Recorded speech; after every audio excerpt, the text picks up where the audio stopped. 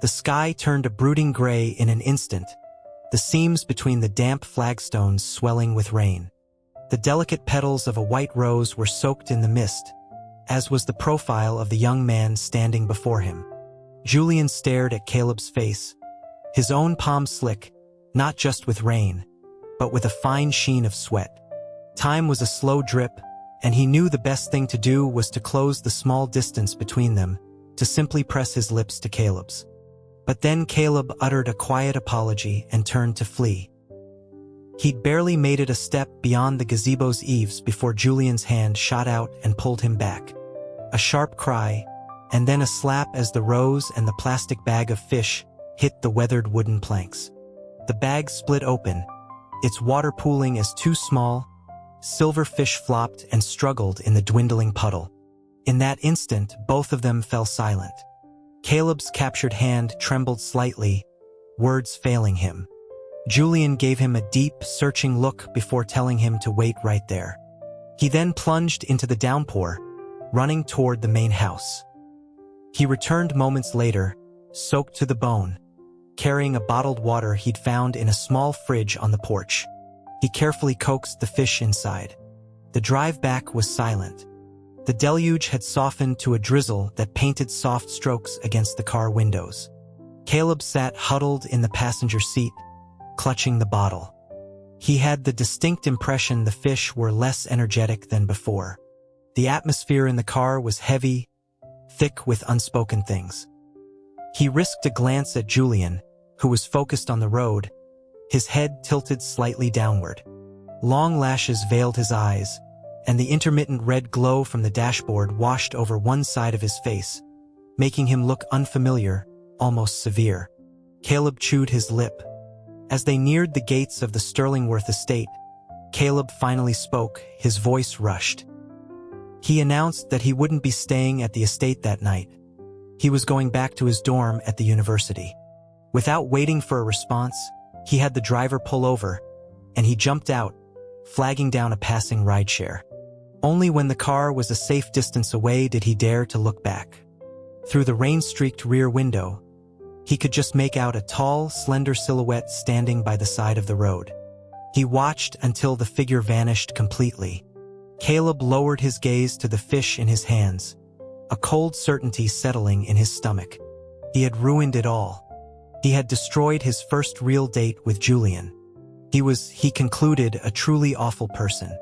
Back in his dorm, Caleb found a large bowl to house the fish. He didn't bother changing out of his damp clothes or taking a shower. He just sat on the floor, watching the two silver bodies navigate their new, sterile world. His phone buzzed, shattering the quiet. Shane's voice crackled through the phone, asking where he was. In his past life, after Shane had retired from the military, he'd returned to Southwood to take over the family business. He eventually married a woman who disliked Caleb, and between that and Sterling's own animosity toward Shane, the two friends had drifted apart. Caleb told him he was at the university, his voice listless. Shane pressed him to come out, reminding him that he'd missed Caleb's birthday a few days ago and wanted to celebrate.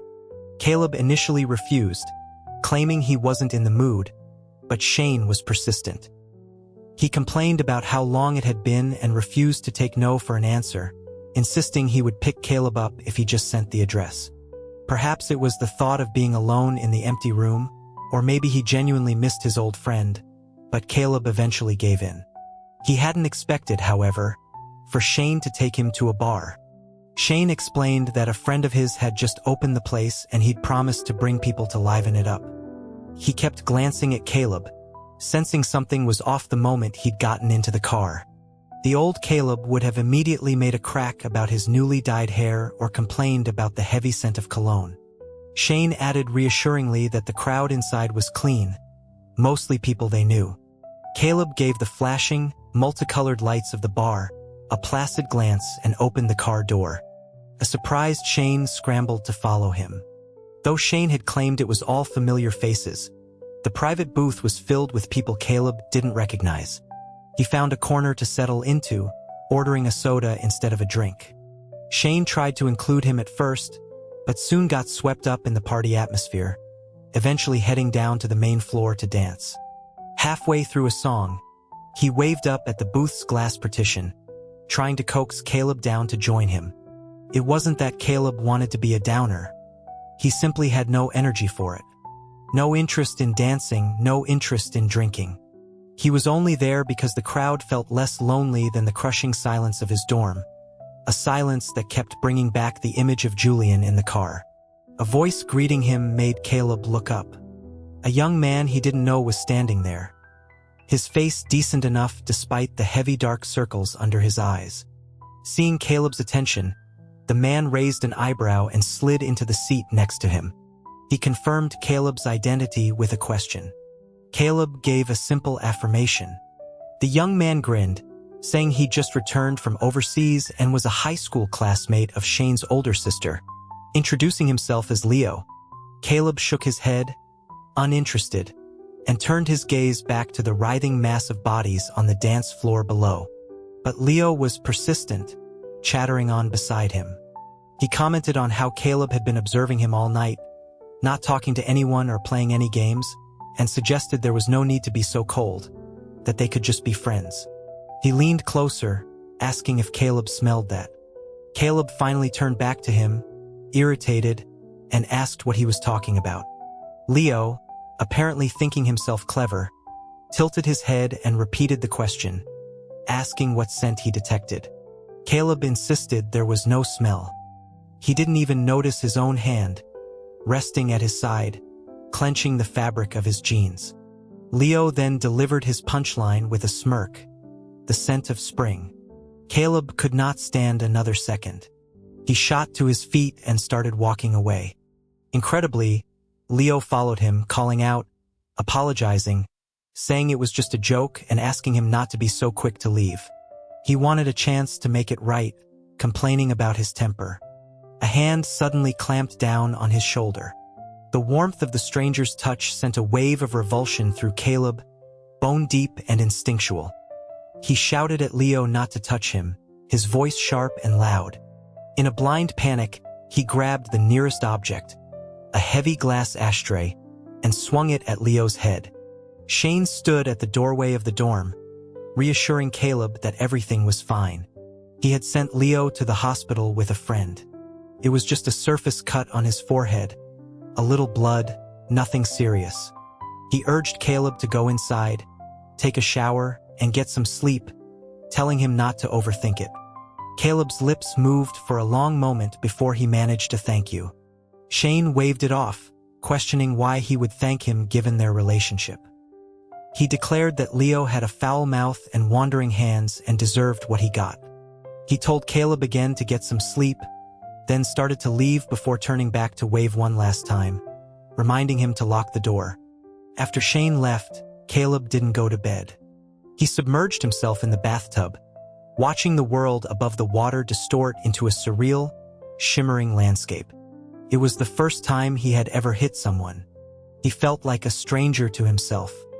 Had he been so angry because his past experiences had caused him to overreact, or had Leo's actions been genuinely egregious?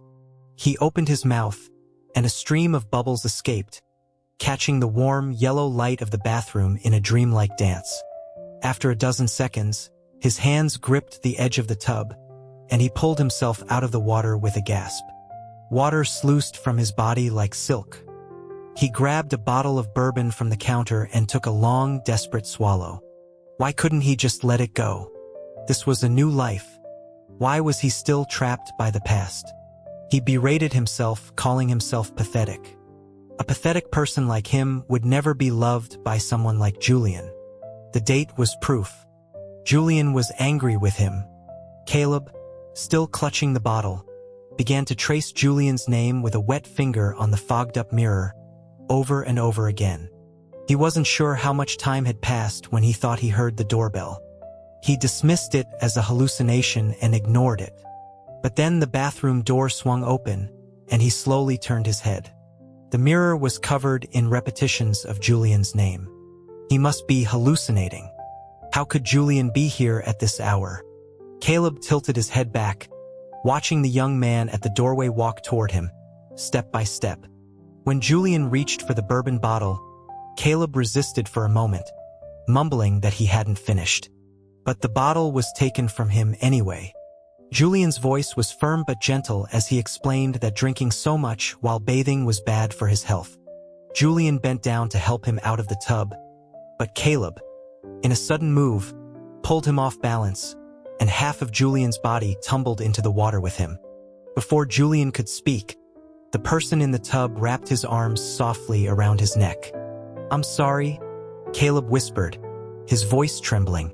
"I didn't mean to reject you." Julian told him he hadn't been angry and that there was no need for an apology. He patted Caleb's back with one hand, trying to soothe him and maneuver him out of the tub, but the awkward position and the slippery floor made it difficult. Just then, the person clinging to him began to unbutton his shirt. He asked Julian, his voice pleading, if they could be together. His skin, submerged in the water, looked pale and smooth, his fingertips wrinkled, but his face was flushed a vibrant, feverish red. Caleb trembled, pressing himself into Julian's embrace. He insisted that he was clean, that there was no other scent on him, that he would do anything. He desperately wanted Julian to leave a mark on him, as if a new imprint could erase the memories of the past. Julian held Caleb firmly, his voice a little louder now, trying to ground him. He repeated that Caleb had no need to apologize, no need to do anything. He assured him he wasn't angry. He gently took Caleb's face in his hand, a face that was wet, pale, and bewitchingly flushed, and told him to listen. He explained that Caleb had done nothing wrong and never had to say he was sorry. Not to him. Never. After a pause, he added that he didn't need this kind of compensation or a way to deepen their connection. Caleb owed him nothing. Caleb was still shaking, though less violently now. He looked at Julian's face and managed to say, But what?" The words died in his throat. Julian's voice was a soft, gentle murmur as he told him not to be afraid, to trust him. Seeing that the emotional storm in Caleb had subsided, he lifted him from the tub in one smooth motion, quickly wrapping him in a thick bathrobe. He carried him to the bedroom. Caleb's hair was still dripping. Julian touched it twice, about to get a hairdryer, but as soon as he stood up, Caleb, whom he just placed on the bed, followed him, clinging to his side without a word. Julian's expression was complex. He gently took Caleb's hand, then squeezed it tightly, leading him to the bathroom to retrieve the hairdryer. When they returned, Caleb was quiet, almost docile, as Julian dried his hair. He kept his head bowed, perfectly still, until Julian stood up again. His eyes immediately darted toward him. Julian gently pressed down on the hand that was about to push off the covers. His voice soft and patient as he explained he was just going to take a quick shower and would be right back. He asked Caleb to wait for him under the blankets. Only after Caleb gave a slight nod did he leave the room. The apartment had only one bathroom. When Julian entered, the tiles were still damp. The names scrawled across the mirror immediately caught his eye. He stared at them for a long moment, then leaned forward and, with his own finger, added Caleb's name next to his. Ever since Caleb had started college, they had rarely slept in the same bed, mainly because Caleb spent less time at the Sterlingworth estate. In their previous life, Caleb had a habit of sleeping sprawled across him. After Julian's death, he had slowly broken that habit. Tonight, he once again curled up in Julian's arms. Unlike the night before, though he had been drinking, it wasn't enough to make him pass out completely. His cheek rested against the side of Julian's neck, right over the carotid artery. He could feel every steady beat of Julian's heart. His eyelashes fluttered like weeds in a placid lake, and beneath them lay a pool of unspoken fears. He finally spoke, his voice barely a whisper, asking Julian a hypothetical question.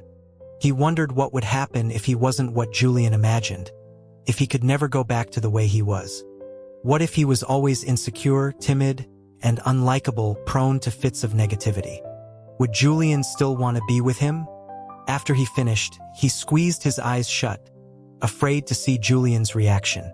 Julian's hand, which had been gently patting Caleb's back, didn't falter. He replied that no matter what Caleb became, he would always be Caleb in his eyes. The ambiguity in his words made Caleb look up.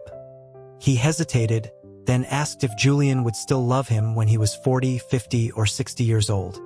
He pointed out that his skin wouldn't be the same, that he'd have wrinkles and maybe age spots, and that Julian might find him repulsive.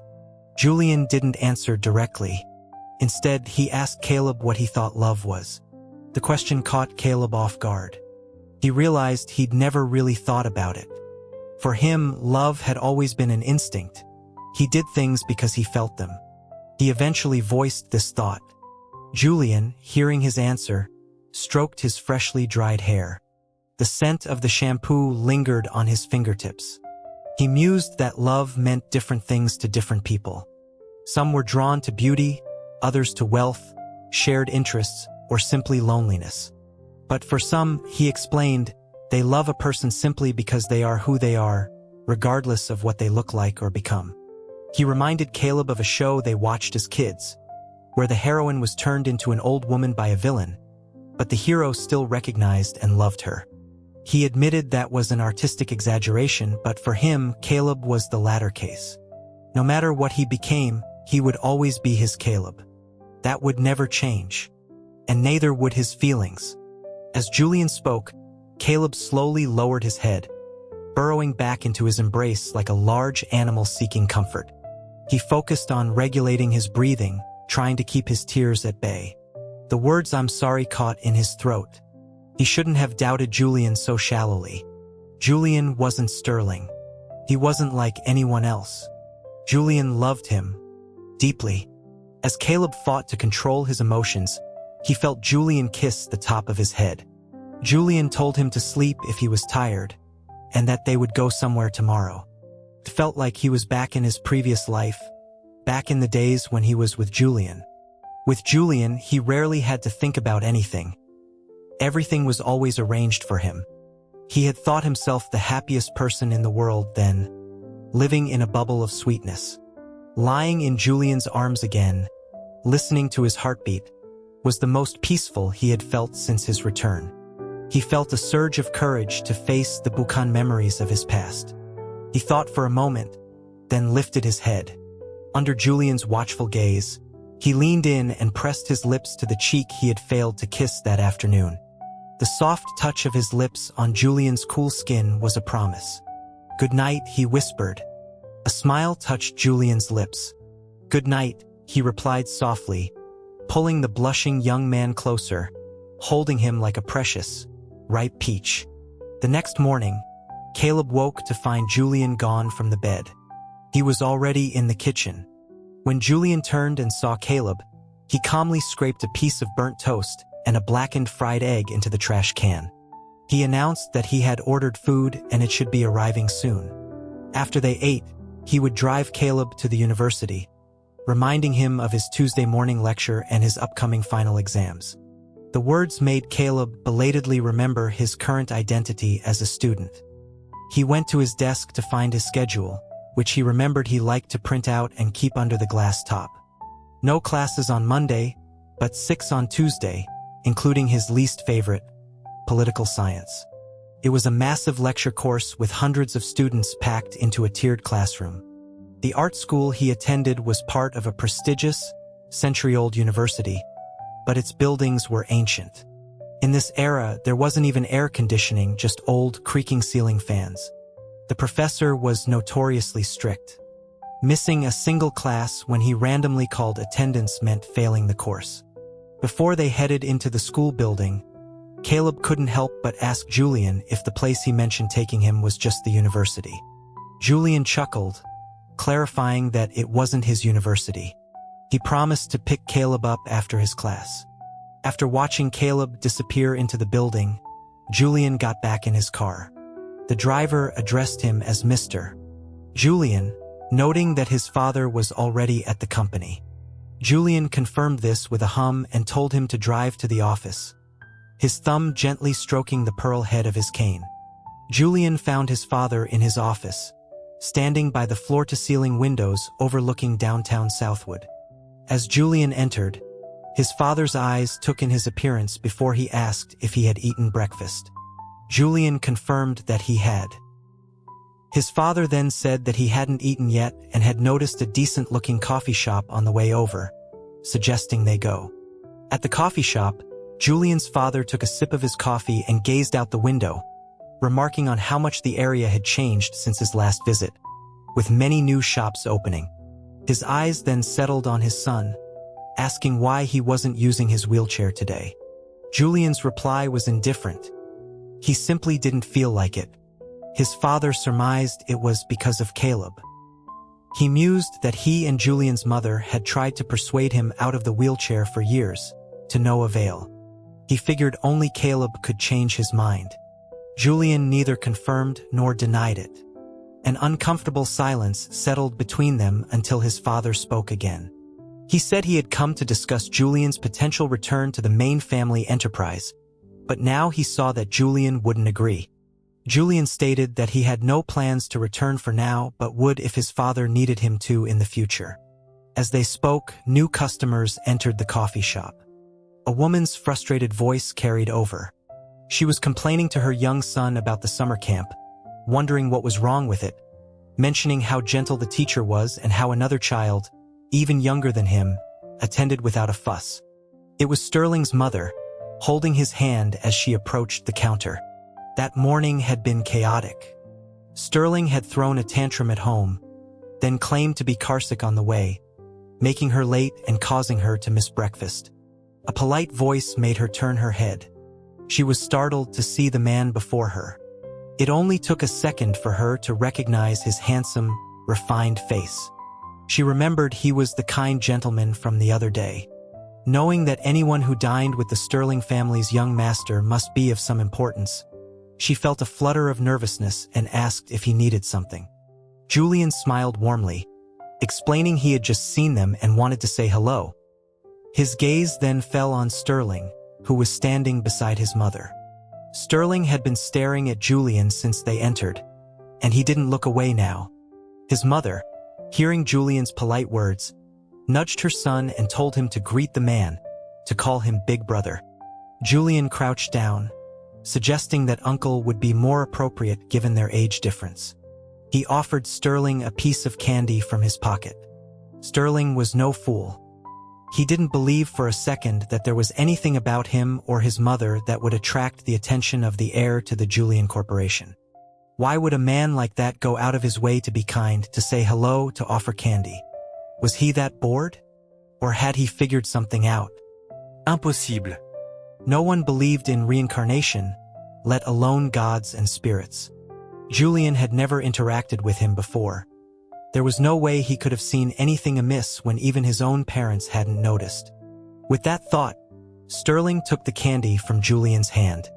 He said thank you, promising he would enjoy the candy, putting a strange emphasis on the word enjoy, a subtle hint of malice in his tone. Julian seemed not to notice. He stood up and bid them a polite farewell. Julian's father, surprised by his son's uncharacteristic interaction with strangers, asked if he knew them. Julian replied that they had met a couple of times.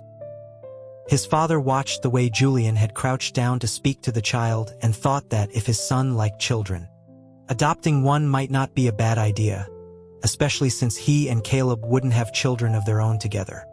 Sterling, who was trying to eavesdrop, heard the entire sentence.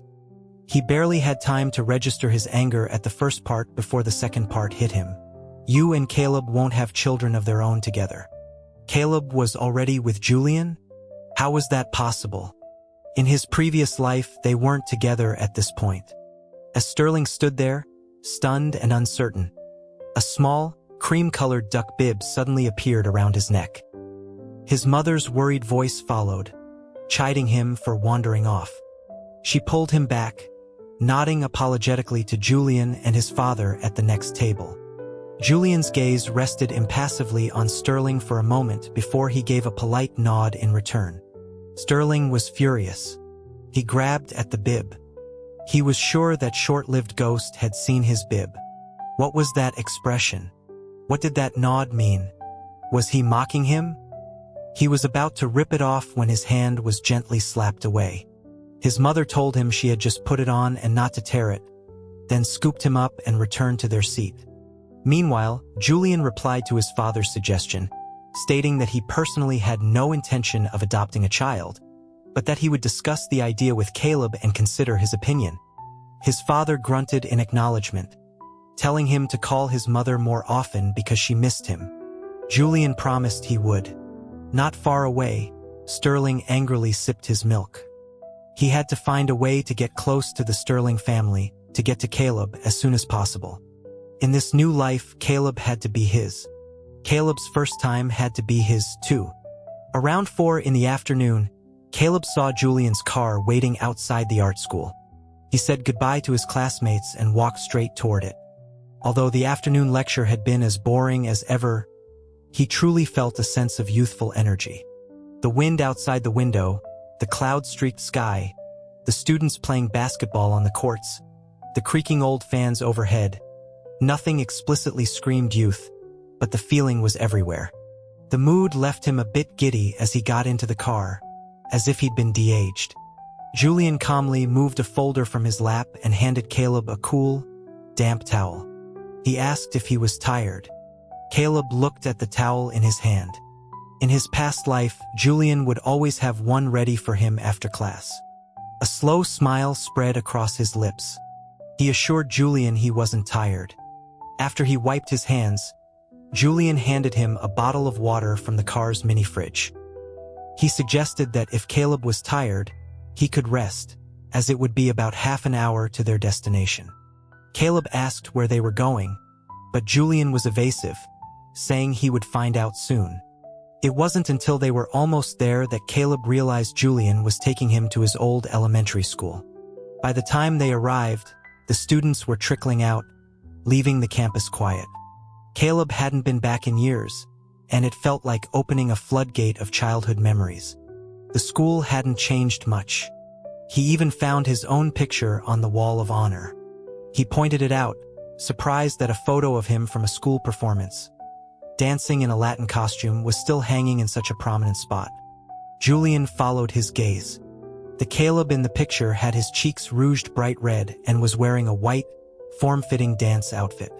Julian couldn't help but let out a rare chuckle.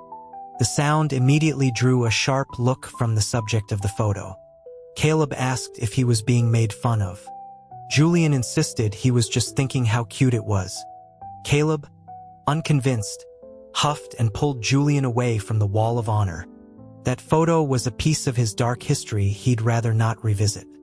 As they walked toward the man-made pond, he asked Julian why he'd suddenly brought him here. The late summer sun was a dappled, brilliant gold, like the finest oil paint spilled across the world, tinting everything a rosy hue. They sat on a bench by the pond, facing the shimmering water.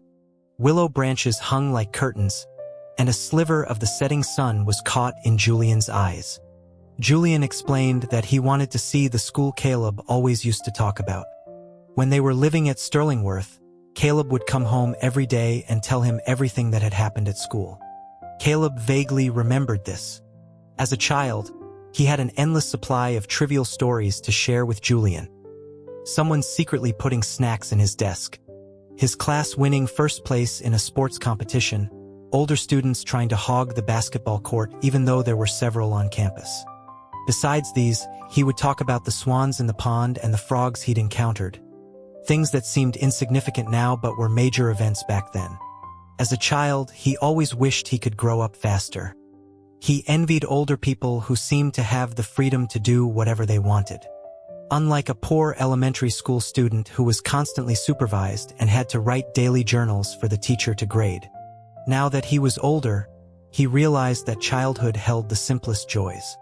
He thought he understood why Julian had brought him here. Life was, in its simplest form, about 4 words: living in the present. He was lucky, incredibly lucky, to have a second chance. With that thought, Caleb leaned closer to Julian, as if sharing a secret, and whispered, "Let's get engaged." One of the greatest regrets of his past life was not getting engaged to Julian. He had looked at the design sketches for their engagement suits so many times, but he never got to wear the final product. He remembered a classmate sending him a picture of the finished suits. Due to the time difference, it was late at night for him. He could almost feel his classmate's excitement through the screen. The classmate had called it a brilliant piece, possibly their best design in 5 years. After learning the engagement was canceled, the classmate expressed their regret. When the screen went dark, he thought he saw a weeping face in the reflection. Julian turned his head, his ears turning red. Whether from the warmth of Caleb's breath or from the words themselves, it was hard to say. Engaged? He echoed. A sudden impulse surged through Caleb. He stood up. He didn't want to lose Julian again, didn't want to waste any more time. But Julian seemed to sense what he was about to do and caught his hand first. Caleb, he said, his eyes, which held the warm, gentle light of the sunset, looking up at him. Since you were the one to ask first, the next part should be up to me. He rose to his feet and then, slowly, knelt on one knee before Caleb. The magenta light of dusk fell upon him. He spoke softly, Caleb Sterling, will you marry Mr. Julian Vance? He acknowledged that there were no flowers, no ring, that Caleb wasn't even of legal age to marry, and that an elementary school was a decidedly unromantic location. But he was serious. And even if Caleb's words had been a joke, his own remained entirely sincere. For a moment, Caleb was speechless. He stared at the kneeling Julian, on the verge of crying at a most inopportune moment. He turned his face away, flustered, asking why he had to say something so touching. He couldn't finish his sentence before reaching down to pull Julian to his feet and into his arms. He buried his reddening eyes in the crook of Julian's neck. Julian had always been like this. Whatever he liked, whatever he wanted, Julian would make it happen, with almost no boundaries. Julian had only been firm on 2 things. 1, agreeing with his parents that Caleb absolutely had to study abroad, during which first year Julian underwent that high-risk surgery. And 2, breaking up with him. Now, on the 4th day of his new life, he realized he had come back too late. If he could have returned to his childhood, perhaps he could have saved Julian. At this moment, feeling a profound sense of happiness, Caleb also understood that the unresolved issue of Julian's leg was still between them, like a hidden time bomb. Julian had given him so much love, helped him rebuild his confidence. He could do it. He would not let Julian walk the same tragic path as before. Mr. Julian Vance, Caleb said, each word deliberate, Mr. Caleb Sterling says he would be very happy to get engaged to you. After he finished, he wiped his face and pulled back from Julian's embrace, standing up straight. He took a deep breath and pursed his lips before saying the next words. We can kiss now. But the kiss landed on his forehead. After kissing his forehead, Julian explained there were security cameras. Caleb immediately looked around. The pond was surrounded by several cameras, likely to prevent students from climbing the fence. He didn't think they were there when he was a student. He demanded to know why Julian hadn't warned him, feeling awkward at the thought of their intimate moment being recorded. He was sure some of the older administrators and teachers at the school would still recognize him. Julian chuckled, assuring him he would have someone take care of it and not to worry. No one would know that they had agreed to get engaged and kissed at his elementary school. Julian was teasing him, and the Caleb of this life wasn't the same easily provoked person from his past. He nodded seriously, saying that when they got the security footage, he wanted to watch it every day. He would print out the proposal, frame it, and hang it in the living room so that every guest who came to their house would see it. He said it all without a pause, not noticing the change in Julian's expression when he heard the words "our house." The truth was, Julian didn't really have a home. His parents, out of guilt, couldn't face him, and their relationship had grown distant. Their meeting earlier that day had been a brief exchange of pleasantries followed by silence. He had spent years as a guest in someone else's house. Although Caleb's family was wonderful, they weren't his family. Caleb had been trying to retort Julian's teasing, but after speaking, he found himself nearly drowning in the look in Julian's eyes. It was like lying on a soft cloud in spring, like soaking in a hot spring in winter. He felt the love in Julian's gaze, almost overflowing. Caleb wasn't joking about the engagement. He planned to tell his grandmother first and have her mention it to his mother, Susan. When he entered his grandmother's sitting room, she was listening to an old jazz record, a lifelong passion of hers. He called out to her. Seeing him, she turned down the volume on the phonograph, asking why he wasn't yet in bed. The smooth, melancholic voice of a female singer still drifted from the speakers. Caleb sat down beside her, but before he could speak, his eyes fell on a framed photo on the cabinet. A picture of his grandparents when they were young. Looking at the photo, the words he intended to say changed. He asked his grandmother if she missed his grandfather. A soft smile touched his grandmother's lips. She asked if he recognized the song. It was a famous one that even people who didn't listen to jazz knew. At his confirmation, her smile widened. She explained that his grandfather had been a landscape architect.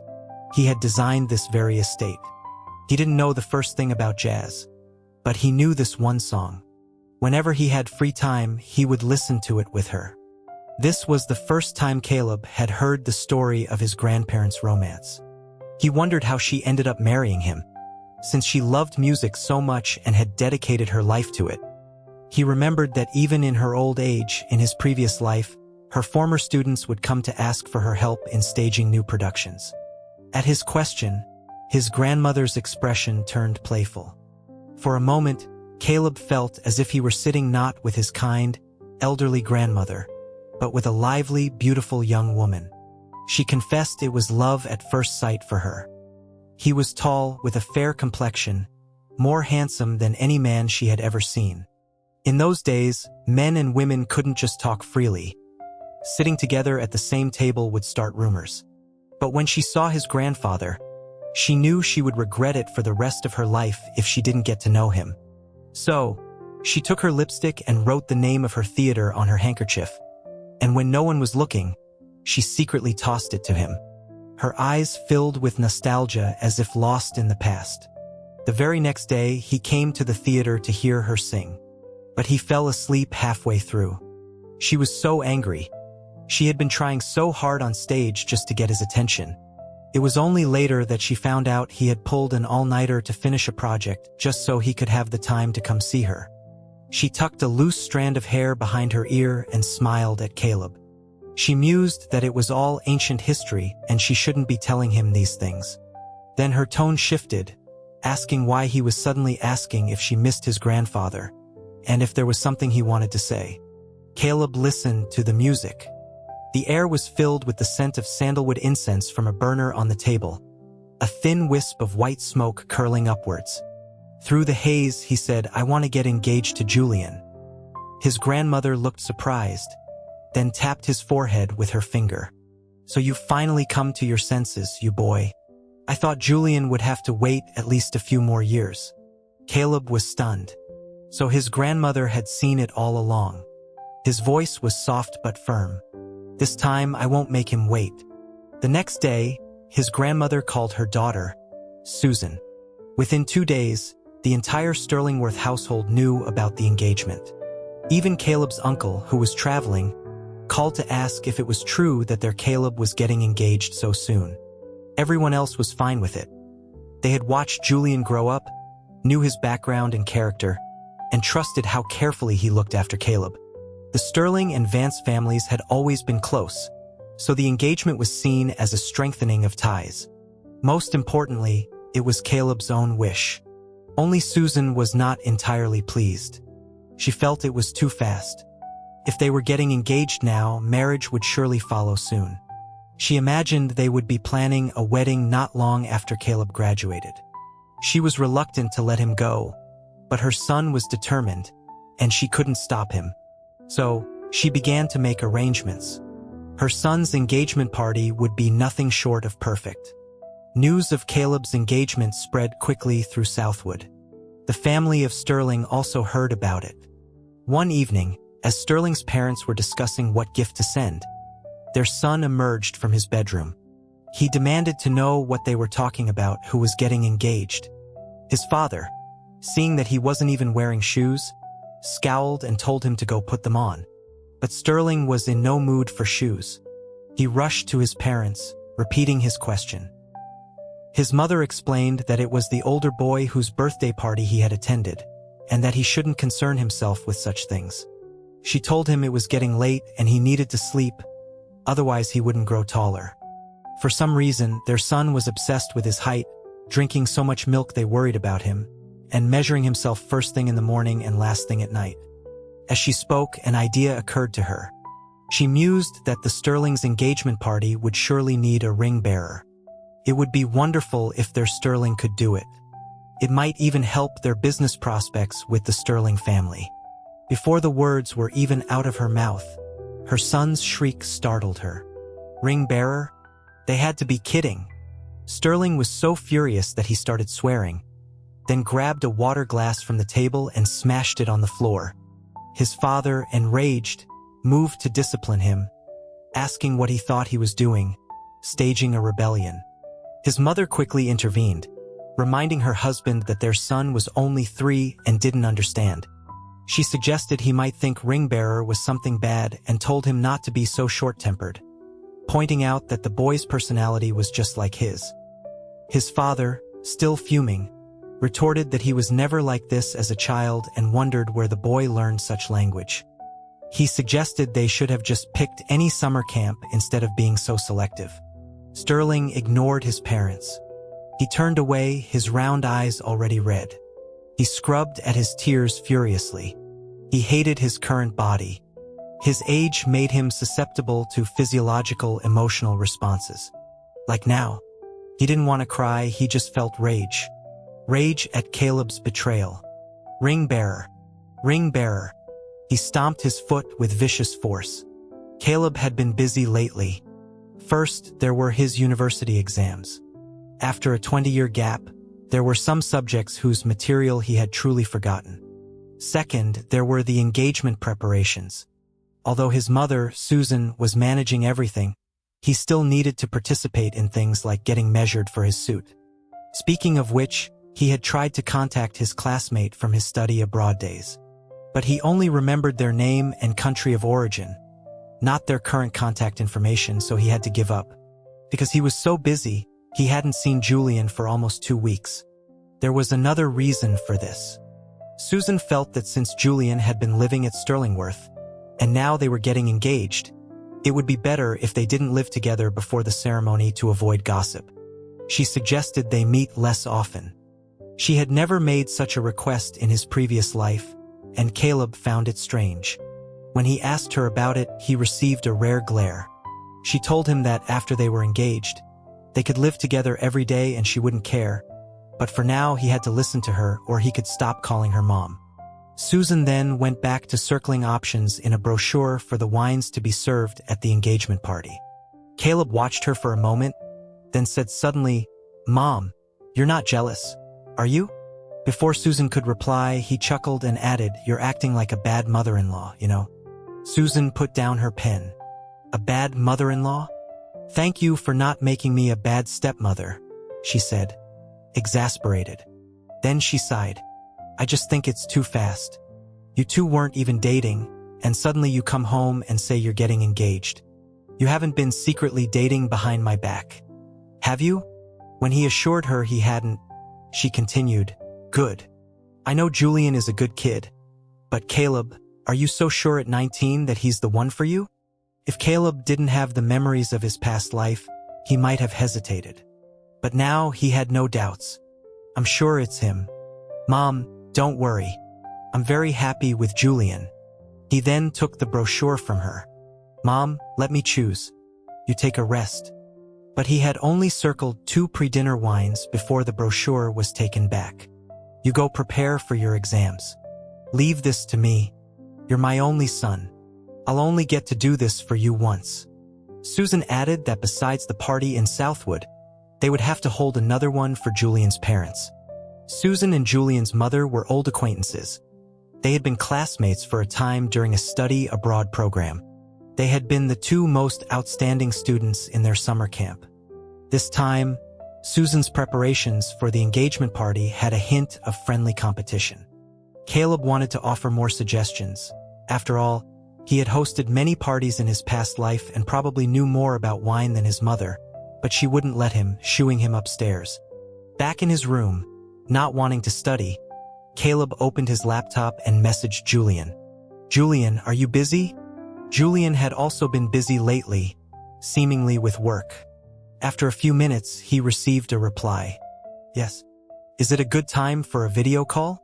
An invitation immediately popped up. Caleb accepted. The connection was choppy at first, then Julian's face came into focus. He noticed the background wasn't the Sterlingworth estate. "Julian, where are you?" he asked. Julian glanced behind him. Caleb sighed. "I know you're out, but I've never seen this place before." The video feed was dark. He could only see Julian's face clearly, and perhaps the back of a chair. The lighting was too dim to be certain.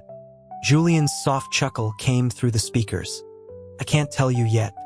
I want it to be a little surprise for you later." That sentence made Caleb freeze. In his past life, during the time Julian was undergoing surgery, he had noticed Julian wasn't at the office. When he called to ask, Julian had given him a similar answer. Caleb felt as if he had been lying in a warm bed, only to be doused with a bucket of ice water. The cold seeped through the soft down comforter, chilling him to the bone. He tried to throw off the blanket but found it impossibly heavy, like a mountain pinning him down, the pressure threatening to crush his bones. "Caleb? Caleb, what's wrong?" Julian's voice, laced with concern, came from the screen.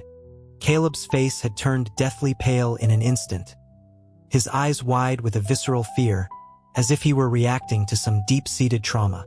Before Julian could get a better look, Caleb leaned close to the camera, his voice urgent.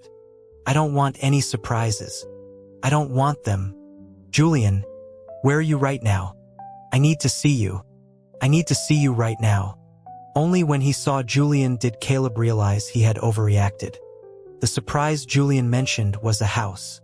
Since they had decided to get engaged, Julian had moved out of Sterlingworth and purchased a property with the money he had earned over the years. He had started playing the stock market at 15 or 16, initially just to gain experience, and later began investing. Even without inheriting the Vance Corporation, the money he had now was enough to live comfortably for the rest of his life. The new property was an old mansion. Caleb used to pass by it on his way to and from middle school, but he never imagined that one day he would be connected to it. Stepping through the iron gates, he saw a courtyard dominated by a large plane tree, its branches reaching over a balcony outside a rounded window. Wisteria vines climbed the surrounding walls. In the middle of a neat green lawn, a fountain featured a bronze horse's head. The red brick, English-style mansion looked like a beauty preserved in an old photograph, its charm enhanced by the passage of time, making one marvel at its beauty while also feeling a sense of nostalgia for a bygone era. Julian didn't take him inside the main house because it had been vacant for too long and needed renovations. Instead, he led him to the greenhouse. The nearly 1,000-square-foot structure was already undergoing construction. This was where Julian had been during their video call. He had wanted to surprise Caleb, so he had turned off the lights, not realizing his words would frighten him. He explained that time was short, so this was all they could manage for now, but it should be fully renovated before the engagement. He pushed aside a hanging vine of white jade butterfly flowers. The greenhouse had no air conditioning, and the summer night was humid. Even Julian, who didn't mind the heat, was sweating slightly. He had been busy with the greenhouse, rushing over after work. He had stayed after the workers left, getting his hands dirty. His expensive, custom-made shirt and trousers were now ruined. Caleb ran a finger over the petal of a nearby tuberose, then spun around. He stared at Julian, stood on his tiptoes, and pressed his lips against his. He saw a flash of surprise in those dark, pearl-like eyes, but he didn't pull back. Instead, he deepened the kiss, parting Julian's lips. But in what felt like a second, the roles were reversed. In a daze, he felt himself being lifted onto a potting bench. The sound of a clay pot shattering on the floor brought them both back to their senses. The hand Julian had braced on the bench was white-knuckled, veins standing out. His other hand was still on Caleb's waist. He turned his head, taking several deep breaths. As he tried to stand up straight, the person he had held in his arms wrapped around him like a snake. "I want you," Caleb whispered, his voice determined. He then reached up and licked Julian's earlobe. After the act, as if remembering something, he urged, "But you have to be quick." I snuck out without my mom knowing. The sound of summer insects was a constant hum. The pale moonlight didn't reach their corner, which was lit only by a single handheld oil lamp. The air was thick with the rich fragrance of flowers. Susan woke up in the middle of the night for a glass of water and heard a noise downstairs. She went out onto the balcony and was startled by a dark figure in the garden below, nearly crying out. Peering closer, she recognized her son in the moonlight. "Caleb, what are you doing in the garden so late at night?" Caleb silently lifted his foot, which had just tripped over a hose the gardener had forgotten to put away. He looked up at the balcony and whispered that he couldn't sleep and had come out for a walk. In reality, he had just gotten back. Before Susan could ask more questions, he headed back into the house. "I'm going to bed now." Susan's sudden appearance had startled him, reminding him of his childhood when he would sneak out to read comics and get caught by his mother during one of her late-night wanderings. The light under his door would give him away, and her knock would make his heart pound, a feeling that took a long time to subside. Now, he closed his bedroom door but didn't go straight to the bathroom. He leaned against the door, then slowly looked down at his own legs. His fingers unconsciously drifted toward them, then quickly pulled back as if burned. The image of the lush greenhouse flashed before his eyes, the petals of a hanging jasmine nearly in his mouth, a leg, paler than moonlight, in the dim light. Caleb took a long, shaky breath, straightened up, and walked into the bathroom. He splashed cold water on his face several times, but it did little to clear the chaotic thoughts in his head. When Julian had held him, he had asked why he had been so nervous before, if something had happened. He didn't know how to answer. If he told him he had a dream, his past life into a more palatable story, would Julian believe him? Julian was smart. He would easily see through such a clumsy lie. Besides, if he brought up the leg surgery for no reason, would it make Julian even more self-conscious about his leg? Caleb turned off the faucet, leaning his hands on the sink. In a daze, he was back in the greenhouse. He had been facing away from Julian, but when Julian touched him, he couldn't stop himself from turning around. He had trembling clasped Julian's hand, insisting that he wanted to see his face, to be sure that the person behind him wasn't someone else, so he wouldn't be afraid. The next day, Caleb wore a pair of particularly loose, soft trousers. It was the first day of his final exams. At breakfast, he received a message from Julian saying he was waiting about 200 yards from the house, wanting to drive him to school and asking if it was convenient. Caleb replied with a quick "wait for me" and shoved the rest of his sandwich into his mouth. It had been a long time since he'd eaten breakfast so hastily. He downed a large glass of milk and rushed out the door, calling back to his parents at the table. "Dad? Mom? I have an exam today. I need to get to school early. Why are you in such a hurry? Mister Gua can drive you, you won't be late," Susan said. But he was already gone. She was dumbfounded. Her husband calmly drank his coffee and turned a page of his newspaper. "Someone else is probably driving him. Did you know your son snuck out over the wall last night?" Susan's lips twitched. She snatched the coffee cup from her husband's hand. "Drinking coffee so early in the morning? Don't you know you have a heart condition?" Caleb saw Julian's car from a distance. When he reached it, he noticed there was no driver. Julian was behind the wheel. He got into the passenger seat. Before he could speak, a small box was handed to him. He asked what it was. He took it and opened it to find a tube of ointment. Realizing what it was for, he paused, then quietly closed the box. Julian glanced at him and explained that he was worried about chafing, so he had bought the medicine. As he spoke, he noticed Caleb's trousers. Caleb put the box away and said there was no chafing, telling him to just drive. His gaze drifted out the window. It was still embarrassing to discuss such things in the broad light of day. When the car stopped in front of the university, Caleb didn't get out right away. He unbuckled his seatbelt, leaned over, and kissed Julian on the lips. "Thank you for the ride," he said, preparing to leave, but his hand was caught.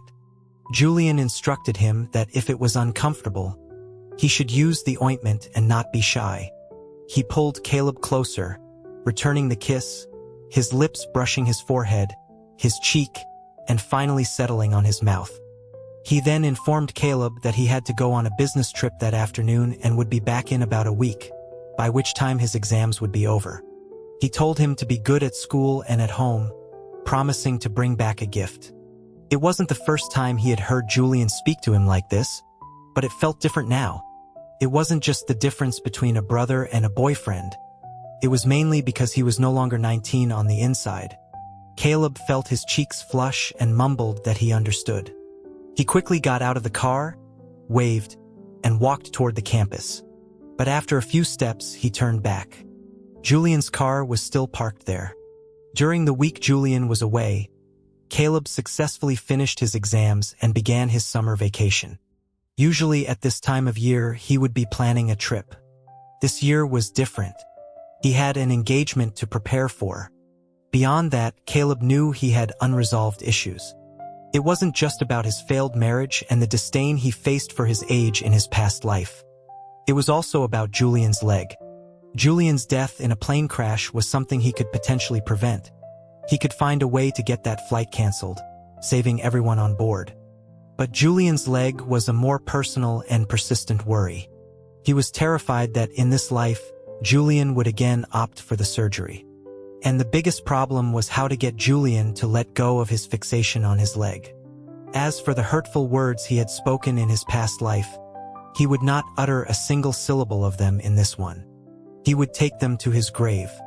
One day, as Susan was frantically busy with engagement plans, she turned to see Caleb walking with a limp. Her expression immediately changed, and she rushed over. "You've hurt your leg? Is it serious? How did this happen?" "No, Mom.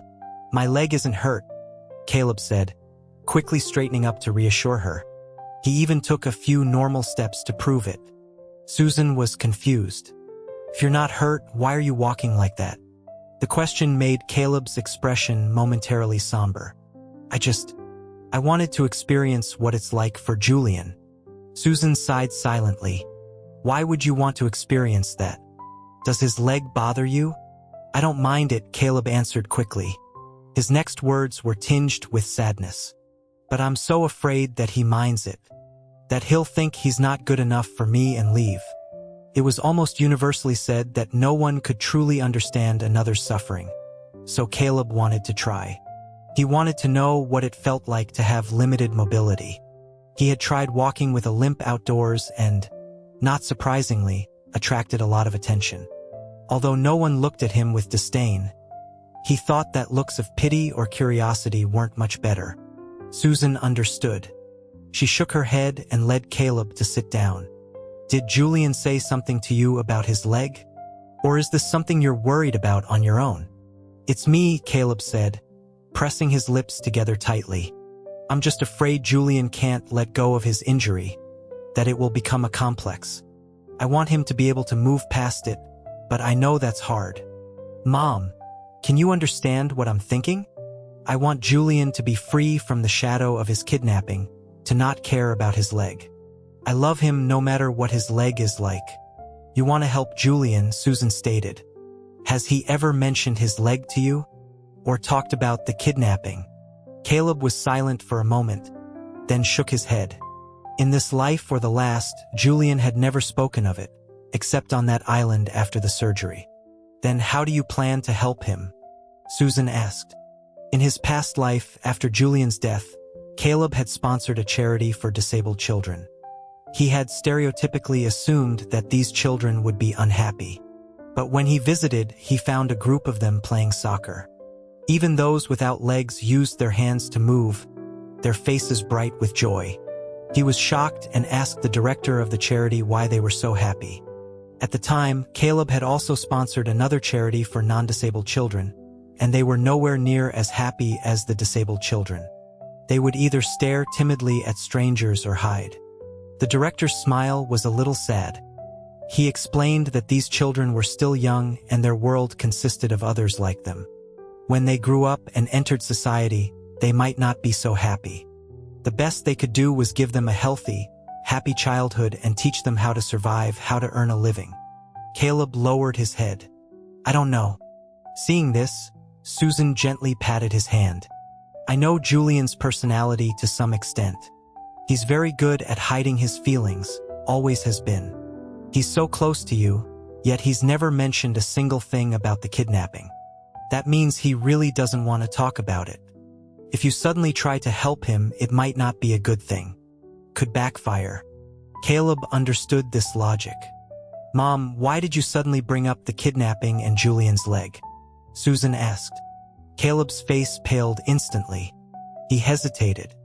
I saw a news report about someone who had a risky surgery and he couldn't continue. You're afraid Julian will have surgery for his leg too? Susan finished for him. Caleb's head shot up. Mom, what I just said, don't tell Julian a single word of it. He absolutely cannot know. Okay, I won't tell him, don't worry, Susan reassured him. Caleb, let me ask you a few questions. Has Julian ever cried in front of you? Have you ever cried in front of him? Caleb shook his head, then nodded. Why do you cry in front of him? Think about it carefully. The question caught him off guard. He had never really considered it. Why did he cry in front of Julian? Because, is it because you trust him? Susan pinpointed it. It's just like with children. A child will cry in front of the adults who care about them because they know the adults will comfort them. You cry in front of Julian because you trust him completely. If a stranger were in front of you, no matter how much you wanted to cry, you would turn your face away, right? You would try to hide it. Caleb, if you really want to help Julian, try letting him trust you. Trust, Caleb repeated. Susan nodded. Yes, trust. Some people's scars can never be spoken of, not even to their most intimate loved ones. But what you can do is make him trust you. Trust that you love him, trust that you can accept him, including his scars. Caleb, love can often heal everything. Even if it doesn't heal everything, at least when he's making certain decisions, he'll discuss them with you. Then you won't have to worry about him undergoing risky surgeries. He'll at least ask for your opinion, your thoughts, because you're the person he trusts most. Take your father, for example. When you were little, the family business went through a major crisis. Your grandfather had already retired, and your father was worried about his health, so he didn't dare tell him. But he told me. He asked for my opinion. Actually, he wasn't really asking for my opinion. He was looking for my emotional comfort and support. Susan's words didn't seem to cheer Caleb up. In his past life, he had proven that he loved Julian, that he didn't care about his amputated leg, but Julian had still pushed him away. Can love really heal everything? Or perhaps, love makes one fearful. Thank you, Mom, Caleb said, not wanting to discuss it further. But Susan stopped him. Caleb, what do you think Julian is missing? Caleb turned back. Susan sat on the sofa, her expression gentle. Materially, he has never lacked for anything. Emotionally, he now has you, his love. Perhaps what he's missing is a family. A family where he can let down his guard and show his most vulnerable side. I believe you can be that for him. You can become his mature partner and his family. And I'm not stopping you two from seeing each other anymore. Just don't climb over the wall next time. It's dangerous. If you want to call him, you can do it right now. If you want to see him, you can see him right now. Go tell him you miss him, that you love him. Don't keep your love and longing locked away. Hello? Julian? Where are you? Coming out of the airport, Julian immediately spotted Caleb in the crowd. He was already eye-catching with his refined features, and holding a bouquet of flowers made him even more noticeable. Didn't I tell you not to come to the airport? Julian said as he walked over. His assistant and a subordinate from the business trip were with him. Caleb nodded a greeting to them before linking his arm with Julian's. I wanted to see you sooner. Do you like the flowers? A smile touched Julian's lips. They're beautiful. Can we put them in your office later? In a vase? Caleb hadn't just brought flowers. He had also made 2 small crafts, figurines of their zodiac signs, a dragon and a sheep, which could be used as paperweights. Julian couldn't go home right away after his trip. He had to go to the office first, something he had mentioned to Caleb on the phone. Once they were in the car and the partition was raised, the linked arms became intertwined fingers. Julian's voice was low. Have you been waiting long? Caleb shook his head. His mother's words about building trust echoed in his mind. Yes, any relationship needed trust, not deception for the other person's own good. He wanted to be the person Julian could rely on. But the secret of his reincarnation was something he couldn't bring himself to share yet. Not now. Caleb let out a quiet breath and told Julian that he hadn't waited long, that his flight was on time. He then changed the subject, asking if Julian had a meeting as soon as he got to the office. He rested his chin lightly on Julian's shoulder. Julian confirmed that he did, which was why he suggested Caleb go home first. He explained that the meeting would be long and he didn't want him to wait. He offered to meet Caleb near his house after it was over. Caleb replied that he was on summer vacation anyway and had plenty of time to spend with him. Then he added, by the way, my dad knows I snuck out to see you. My mom said we can meet openly from now on. She's okay with us seeing each other before the engagement. His voice was very soft on the last part, afraid the driver might overhear. As soon as the words were out, he noticed a shift in Julian's expression. His eyes became serious. So you climbed over the wall to get out? Caleb rarely saw Julian look so stern, but he knew it was out of concern. Julian rarely spoke harshly to him, so he wasn't afraid. He kept his head on Julian's shoulder. Don't worry, I didn't fall. I didn't get a scratch.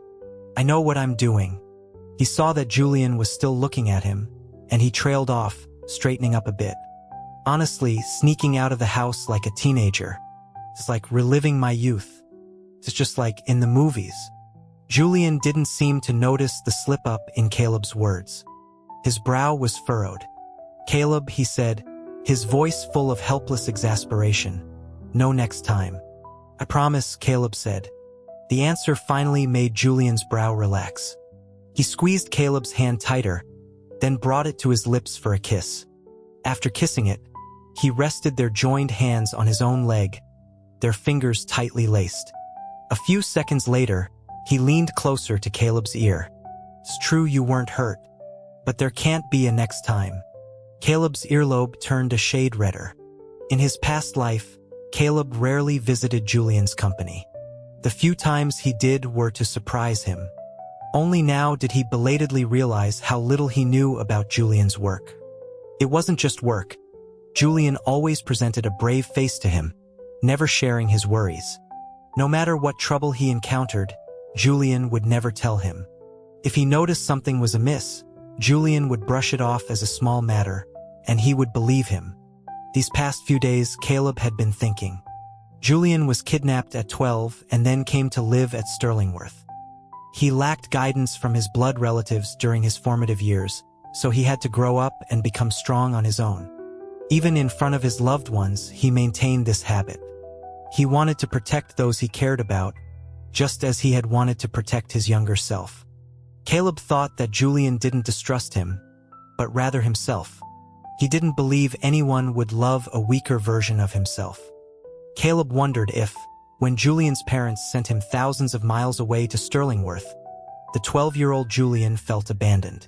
Perhaps that was when the seed was planted in his heart. Only the strong deserve to be loved. In his previous life, Caleb only knew that Julian had a strong sense of pride, so strong that he would rather break up with him, thinking others were more deserving. So strong that he would secretly fly to his city every year but never let him know, never even show his face. But he never dug deeper for the real reason. When they broke up, Caleb had resented Julian. Why did he have to be so proud, even in front of the person who loved him? Later, when love surpassed hatred, he just wanted Julian to stop suffering in front of him. He was willing to protect Julian's pride, so he didn't seek him out either, as long as Julian was happy. But then the news of Julian's death came, and he spent 2 years in a hospital. All he had left was regret for himself, love for Julian, and a desire to follow him. He realized that he loved Julian, but he truly didn't understand his real trauma. But there was still time now. The Julian of this life was only 22, and he himself was only 19. Life was just beginning. This time, no matter what, he would hold onto Julian's hand. Mr. Julian, a letter for you arrived the day before yesterday. The sender's name is Mr. Song. One of Julian's assistants came in with coffee and a letter. Julian was talking to Caleb about his upcoming meeting. He turned and told her to put it on the desk. After the assistant left, he walked over with his cane, his eyes falling on the unfamiliar envelope. He picked up a letter opener and slid it open. Caleb was unwrapping the flowers and noticed Julian was taking a long time to read the letter. Julian? Julian seemed to snap out of a trance. He put the letter down. Who's the letter from? You've been reading it for a while. Caleb sensed something was wrong. He stood up and walked toward the desk. But before he got close, Julian said it was from a business partner. He tucked the letter into a file. I have to go to the meeting.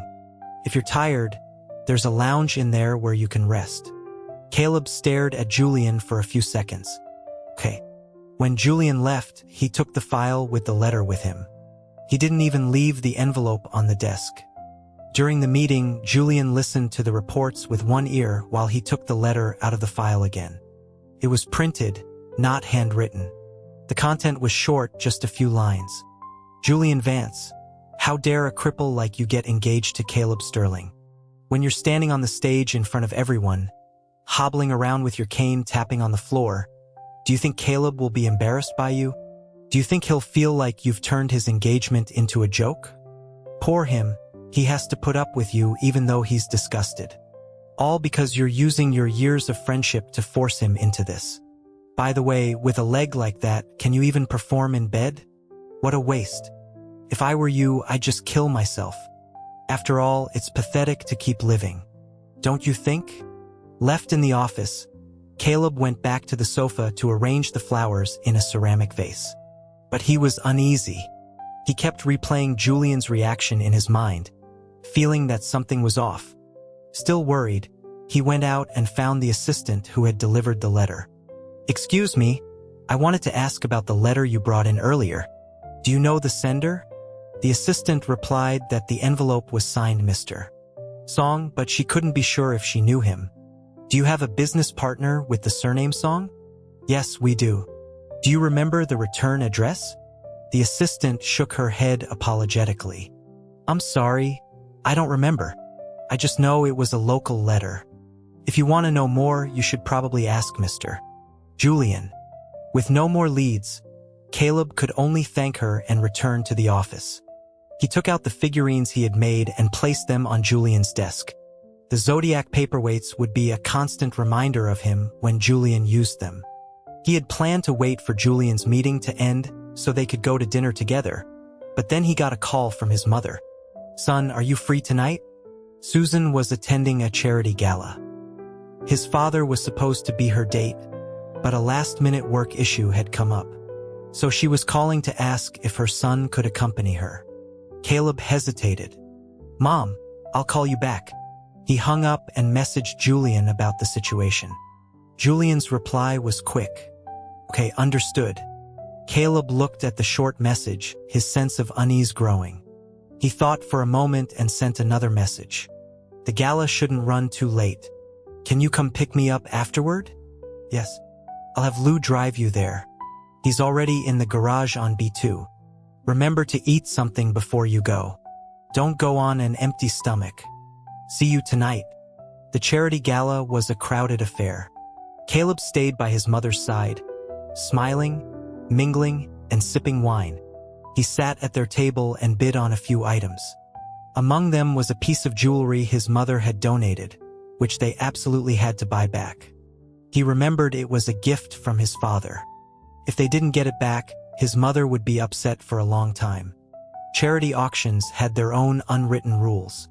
Donated items were usually bought back by the donor's family. The wealthy were generally unwilling to let their personal belongings fall into other hands. The event organizers didn't lose out.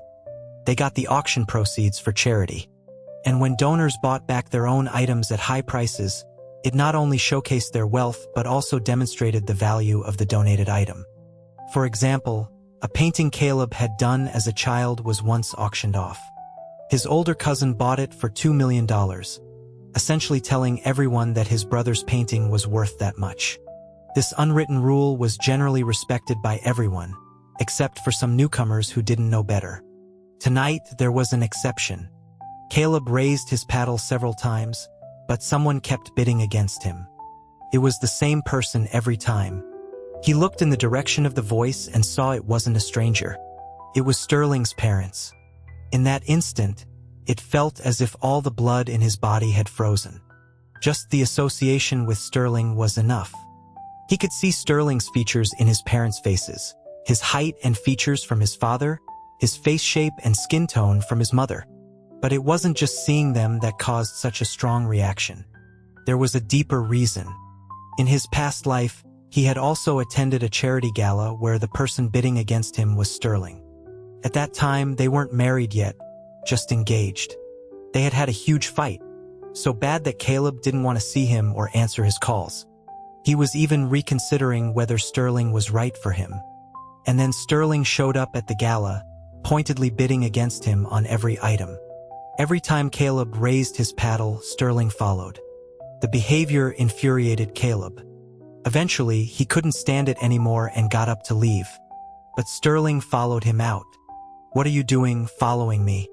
Caleb had left his coat in the warm ballroom and was now wearing only a thin white shirt. The late autumn in Southwood was damp and cold, and his breath fogged in the air. The tall man in front of him had a roguish look on his face. "Following you? Does this garden have your name on it, Mr. Sterling?" Caleb, already angry, became even more so. He didn't want to speak to Sterling another word. He tried to walk around him to go back inside and get his coat, but as he passed, Sterling grabbed his arm and pulled him into an embrace. "All right, don't be angry with me. All the things I bid on, I had them sent to your address. You can ask the organizers later if you don't believe me." The deep voice murmured in his ear. Then, he felt a weight on his shoulders as Sterling draped his own coat over him.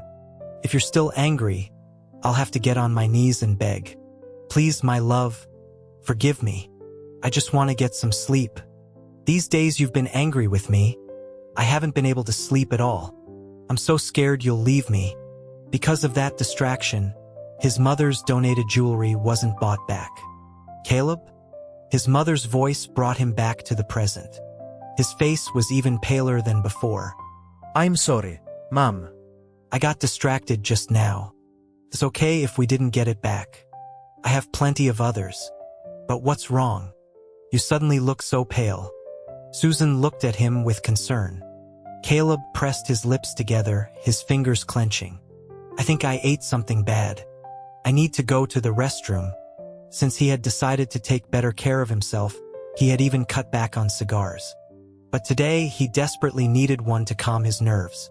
So instead of going to the restroom, as he told his mother, he found an empty cigar lounge. He sank into a dark green sofa, lit a cigar, and took a deep, trembling drag. The smoke seemed to get his blood flowing again. It had to be a coincidence. Southwood wasn't that big. Running into Sterling's parents wasn't that strange. He told himself not to overthink it, twirling a wisp of smoke with his fingers. But the coincidence theory crumbled after he finished his cigar and went back out. He saw Sterling's parents sitting next to his mother. And with them was the 3-year-old Sterling.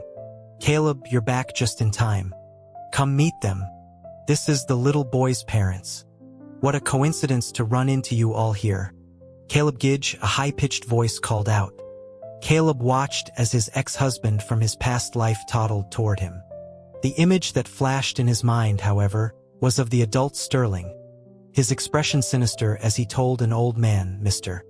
Fong, I want him. Even as a ghost, he can only stay by my side. You must have a way, right?" It was a purely reflexive action. Caleb shoved the approaching child away. Sterling fell to the ground with a thud. Pushing a small child in public was, to say the least, not a good look. Caleb sat in the back garden, waiting for his mother to come out. He looked down at his hands, as if the sensation of pushing someone was still there. "Caleb Gidge." He jerked his head up. A small figure emerged from the dense bushes. The pale moonlight gradually illuminated a face that, upon closer inspection, already showed hints of its adult form. Sterling walked closer, tilting his head up. In a child's voice, he said, "You're reborn too, aren't you?" He didn't seem to need an answer. He continued, "That explains it. If you weren't reborn, how could you be so quick to get engaged to that guy?" "Ha! My love, I'm giving you a chance to choose again. Break off the engagement with Julian Vance. Wait for me to grow up and we'll get married. Otherwise," a small smile played on Sterling's childish face, "otherwise, your secret won't be safe anymore. Don't forget, you're actually 47 years old and were married to me for 10 years. I bet Julian Vance doesn't know that. If he did, would he still love you?" The back garden fell silent. Sterling, seeing Caleb's prolonged silence, frowned and stepped closer. After years of being married to Caleb, he knew his character well. He was a pampered young master who had never known hardship, an art lover who enjoyed life's pleasures, who couldn't even curse properly and was squeamish about blood. He had aged without gaining much cunning. In short, he was easy to bully. So, if he just made his threats serious enough, he was sure Caleb would comply. Besides, the reborn Caleb was not as easy to get close to as he had anticipated. But before he could touch him, Caleb spoke. "I will not break off the engagement with Julian." Caleb's face was pale, almost bloodless. The hazy night cast a small shadow under his eyes. His clenched fists slowly relaxed. He looked steadily at Sterling. "If you want to threaten me, go ahead. I'll tell him the secret myself." Hearing this, Sterling could barely contain his anger. "Not break it off? Then how are you going to tell him that a few years after he died, you married me? Are you going to tell him the details of our marriage? Are you going to tell him about that gigolo?" At the mention of the gigolo, Sterling's tone turned scathing. "Caleb, I never thought you'd sink so low. Even a mutt could get into your bed." Caleb's relaxed fingers clenched again. What happened with Anthony was because he was drunk that night. But regardless, he was already divorced from Sterling at that point. "It's none of your business," he said through gritted teeth. Sterling seemed to have a sudden thought. "You probably saw everything, didn't you? It was me who brought you back from that foreign country. Caleb Sterling, the precious pearl of the Sterling family. In the end, only I took care of you. And you say it's none of my business? Or was it that you had so much fun with that gigolo that you thought I was being nosy? How many days had you known each other before you jumped into bed? Thinking back, I was a real fool. I spent so long chasing you, put in so much effort. Enough." Caleb was trembling with rage from the string of insults, his eyes shimmering with shattered moonlight that he was desperately trying to hold together. "I didn't ask you to take care of me. You were the one who wanted a divorce. As for what happened with Anthony, it has nothing to do with you. If you don't understand, I can say it again. And I never begged you to chase me. Every word you're saying now makes me sick to think about our marriage. I regret ever marrying you." The mocking expression on Sterling's face suddenly vanished. As if in disbelief, he asked, "What did you say?" Caleb didn't repeat himself. He didn't want to talk to Sterling anymore. Every extra second in his presence was agonizing. He already felt sick enough. But Sterling blocked his path with his small body. "Say it again. What about our marriage? What about it? Caleb, do you still think that short-lived ghost is better than me?" Hearing Sterling refer to Julian as a short-lived ghost, Caleb's emotions finally snapped. If Sterling wasn't in a 3-year-old's body, he would have. "You will never be worthy of being compared to Julian," he said, each word enunciated clearly. Then he strode away. He heard footsteps behind him, and then his leg was grabbed. "Caleb, my love, don't be angry. I was just mad. Really? I know I was the one who asked for the divorce, but at that time I was just jealous of you and Julian. I was crazy. I was out of my mind when I said it. After you had the accident, I regretted it so much. But I was too proud to admit I was wrong. My love, only I can accept you, no matter what you're like. I wasn't scared when you were a monster. I even jumped from the building with you. Can Julian do that?" The strength of a 3-year-old was greater than Caleb imagined. He tried to lift his leg several times but couldn't move. He had to look down at the person who had so quickly changed his tune. Sterling looked up at him with pleading, puppy dog eyes. Seeing him look down, he whispered, "My love," and said, "I really know I was wrong. This time, even if you beat me to death, I won't divorce you. I'll be even better to you than before. Just give me one chance." Caleb blinked wearily. He had heard Sterling call him "my love" many times. He had never liked the term. They were both men. They should call each other husband, or by their names, or some other term of endearment. Why was he always the love? But Sterling had said he called him that because he loved him, and a love was meant to be pampered. "If it weren't for you, I wouldn't have gone through all that. I wouldn't have become a monster. I wouldn't have jumped from that window." He forcefully pried Sterling off him and vaulted over the garden fence. The charity gala was held at a villa halfway up a mountain. Caleb walked down the dark road, his formal suit wrinkled and disheveled, like a peacock with drenched feathers, its once magnificent tail dragging on the ground, vulnerable to the small stones along the path. When a pair of blinding headlights shone on him, he reflexively raised a hand to shield his eyes. The sound of a car door opening. He felt someone walking toward him. He lowered his hand to see who it was. Julian? The day he learned of Julian's accident in his past life, Caleb had just pulled an all-nighter for a project and had only fallen asleep at dawn. His sleep quality had been poor for a while, waking up intermittently. To ensure he could sleep soundly, he had turned off his phone. As a result, he didn't see the news or receive the calls immediately. When he woke up, his social media was flooded with news of a plane crash. People were praying, asking for the cause, expressing their condolences. When Caleb saw the flight information, his heart clenched inexplicably, as if he had swallowed a handful of sharp ice cubes. The cold slid down his throat and into his organs. The plane was flying from his home country to the city where he was. At the same time, he had several missed calls from his family and some friends. Caleb called his mother back. While waiting for her to pick up, he opened his social media. A friend had posted that they had almost bought a ticket for that flight and how lucky they were. He didn't like the post and went back to his feed, searching online for more information about the crash. He didn't have to search hard. The news was everywhere. The number of crew and passengers, the age of the plane, when it lost contact with ground control. Someone even said their friend was on that flight. After 2 missed calls, his mother finally picked up. Her voice was hoarse, as if she had been crying.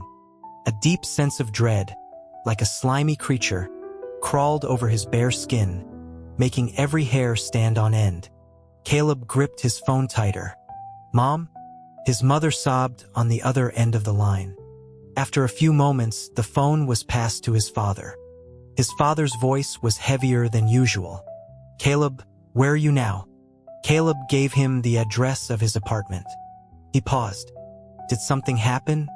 Just stay in your apartment. Don't go out, don't wander around. I've asked Alan to come find you."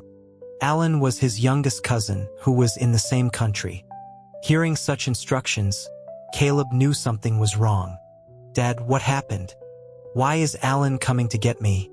But his father refused to say anything more on the phone. By the time Alan arrived at Caleb's apartment, the weather was exceptionally beautiful, a detail Caleb remembered clearly. When he opened the door, The bright sunlight poured in like molten lava. The long speech his cousin gave him blurred into a single sentence. Julian was on the plane in the news. They haven't been able to contact him yet. The lava flowed to his feet, consuming and melting his bones, leaving nothing behind. Caleb didn't remember much of what happened after that. He might have lost control. When he regained consciousness, he was in a hospital bed. Later, because of the news of Julian's death, he developed a severe psychological illness and was unable to live a normal life, forcing him to receive treatment in a hospital. Besides reading the Bible, he took up writing poetry, scribbling verse after verse on white paper to be burned for the lost Julian. I have someone on my mind, far away in a distant land. I have a feeling in my heart, knotted deep within. Caleb's eyelashes trembled. He watched the young man walking toward him out of the backlight, murmuring his name. Julian. Julian stopped in front of him, his brow slightly furrowed. He took in Caleb's disheveled state, reaching out to straighten his wrinkled clothes as he asked in a gentle voice, "Why did you walk down? Where is your aunt?" Caleb didn't speak. At first, it was just his eyelashes fluttering, then his jaw, and finally, his whole body was shaking.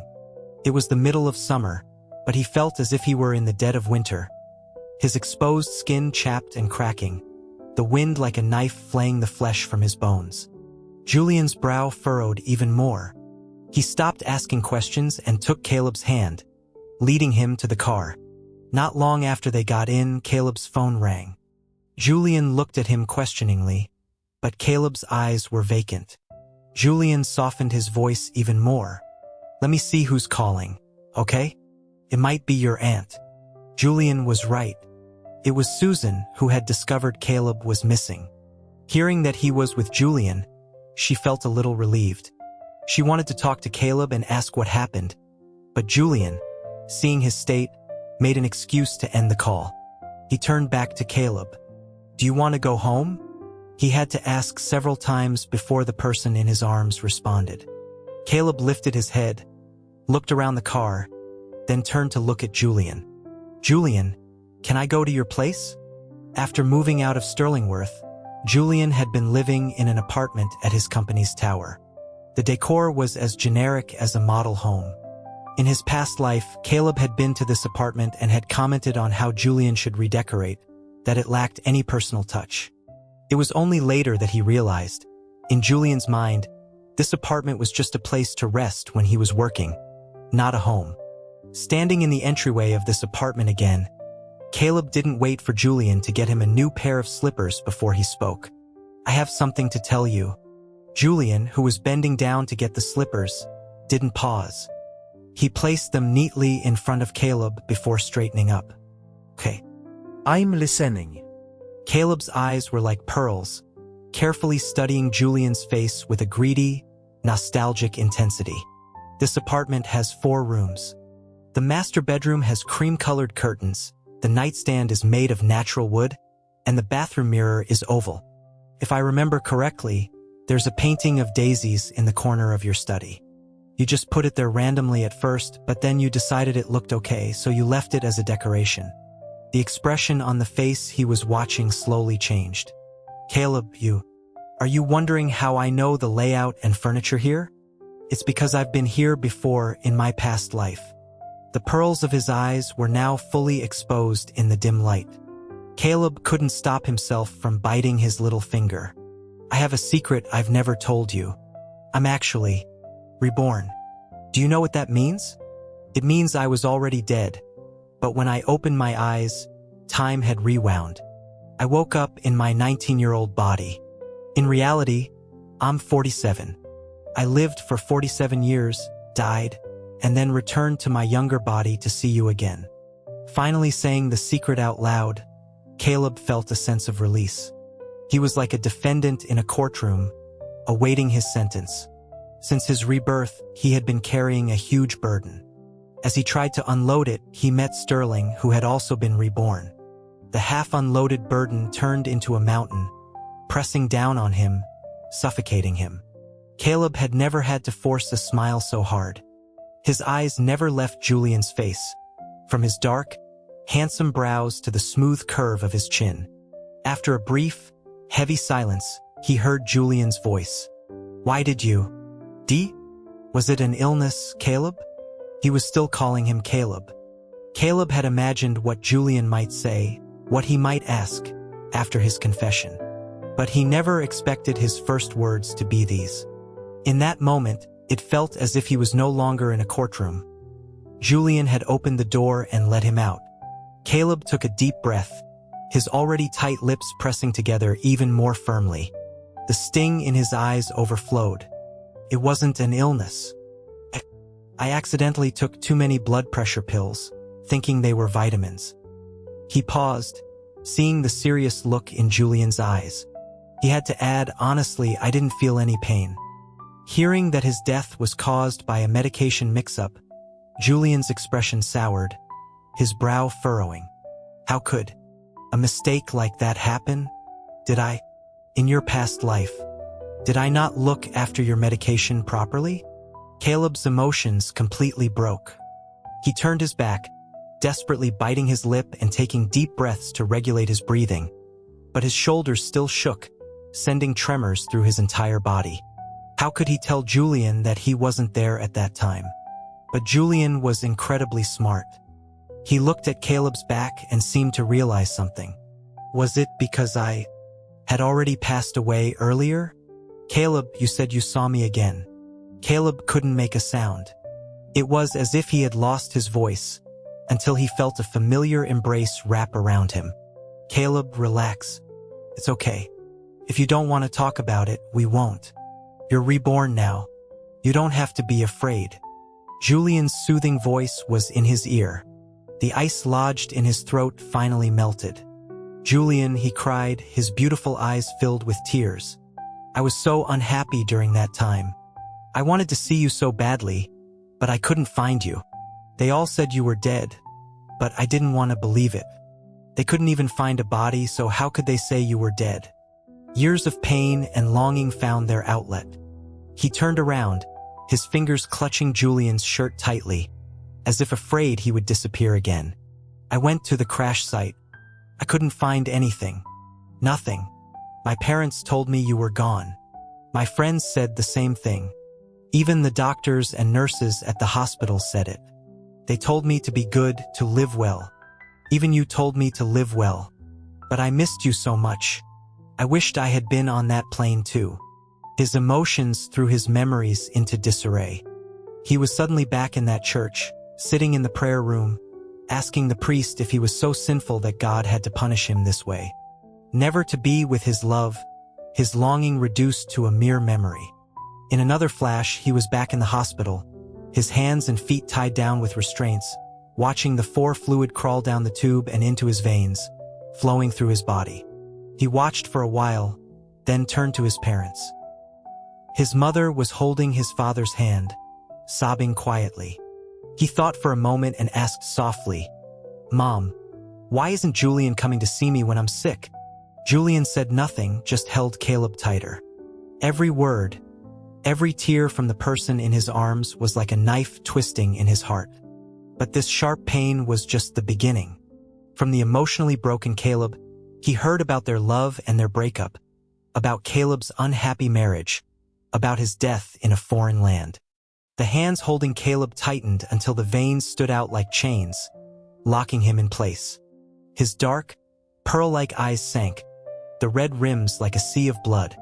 He lowered his head slightly, his hand trembling as he gently stroked Caleb's cheek. The usually gentle man showed a look of both sorrow and hatred for the first time. Hatred for everyone who had hurt Caleb, including himself. "Caleb, get some sleep. I'm watching you. You don't have to be afraid anymore. This time I won't leave. I swear." Late that night, Julian, who had been sitting by Caleb's bed, quietly left the room. He never contacted his subordinates during off hours, let alone in the middle of the night. But now he had something he had to do. The second call he made was to his father. "Dad, there's something I need to tell you in advance. Regardless of whether you agree. The information on Sterling's family had been investigated long ago. Previously, Julian had appeared as a kind stranger. This time, he was the ruthless businessman acquiring their company. For a conglomerate like the Vance Corporation, taking over a small company that was only doing moderately well in Southwood was as easy as an elephant crushing an ant. In just a few months, Julian appeared at the Sterling Company's shareholder meeting and, under the watchful eyes of Sterling's father, walked slowly to the head of the table with his pearl-headed cane and sat down. After the meeting, he called out to Sterling's father, "Mr. Sterling, could I meet with your son?" Sterling's father, having just heard the meeting's outcome, was naturally filled with deep resentment toward Julian. He could hardly suppress his anger. "My son is only 3 years old. I don't know what deep-seated hatred you have against my family, Mr. Vance, that you won't even spare my son." Julian's expression was calm as he placed a letter and a few photos in front of him. "Perhaps you should take a look at this. This is what your only 3-year-old son sent me."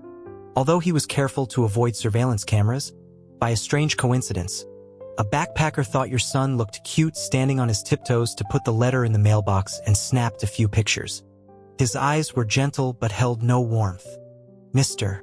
Sterling, please arrange it as soon as possible. Try to have it done before you leave Southwood. After all, you won't have the chance to meet again." Sterling walked into the meeting room with a red handprint on his cheek. He was holding a toy, but it had been dismantled.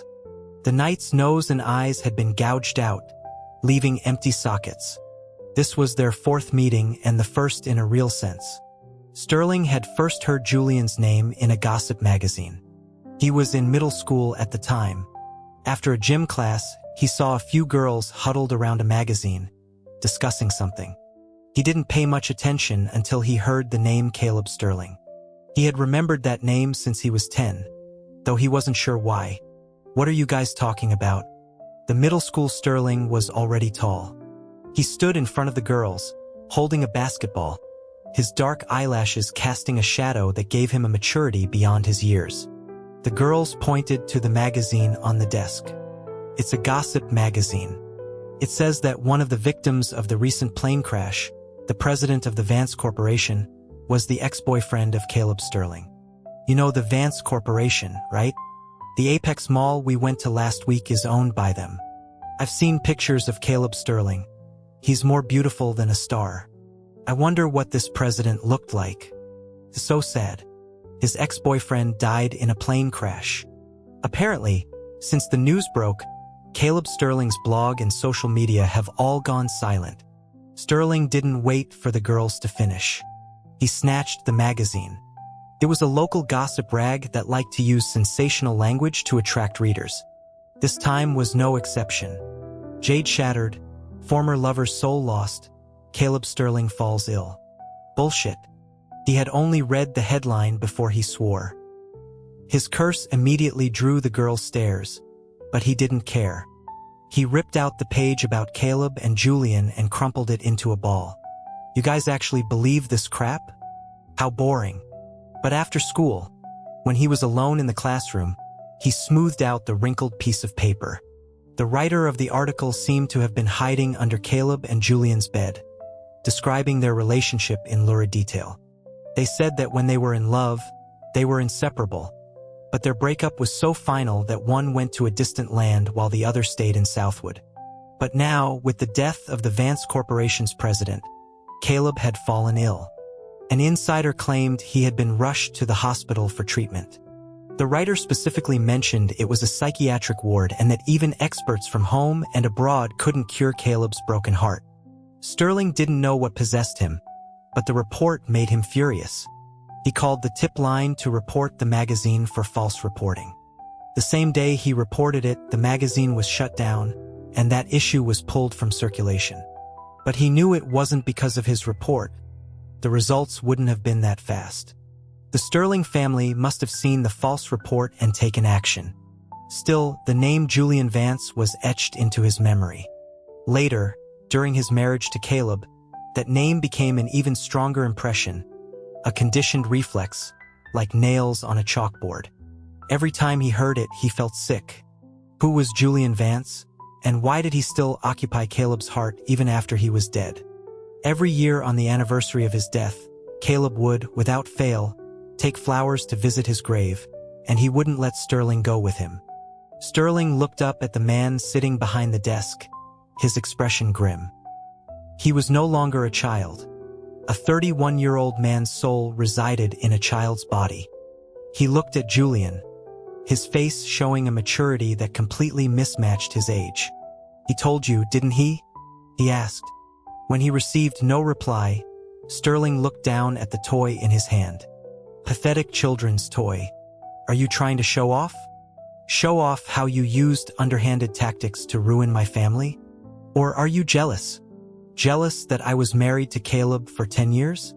With a twist of his hand, the knight's leg snapped off. "To be honest, Julian, I'm not afraid of you at all. If you have the guts, kill me. Otherwise, just wait and see." Julian was usually polite, though somewhat distant, to everyone except Caleb.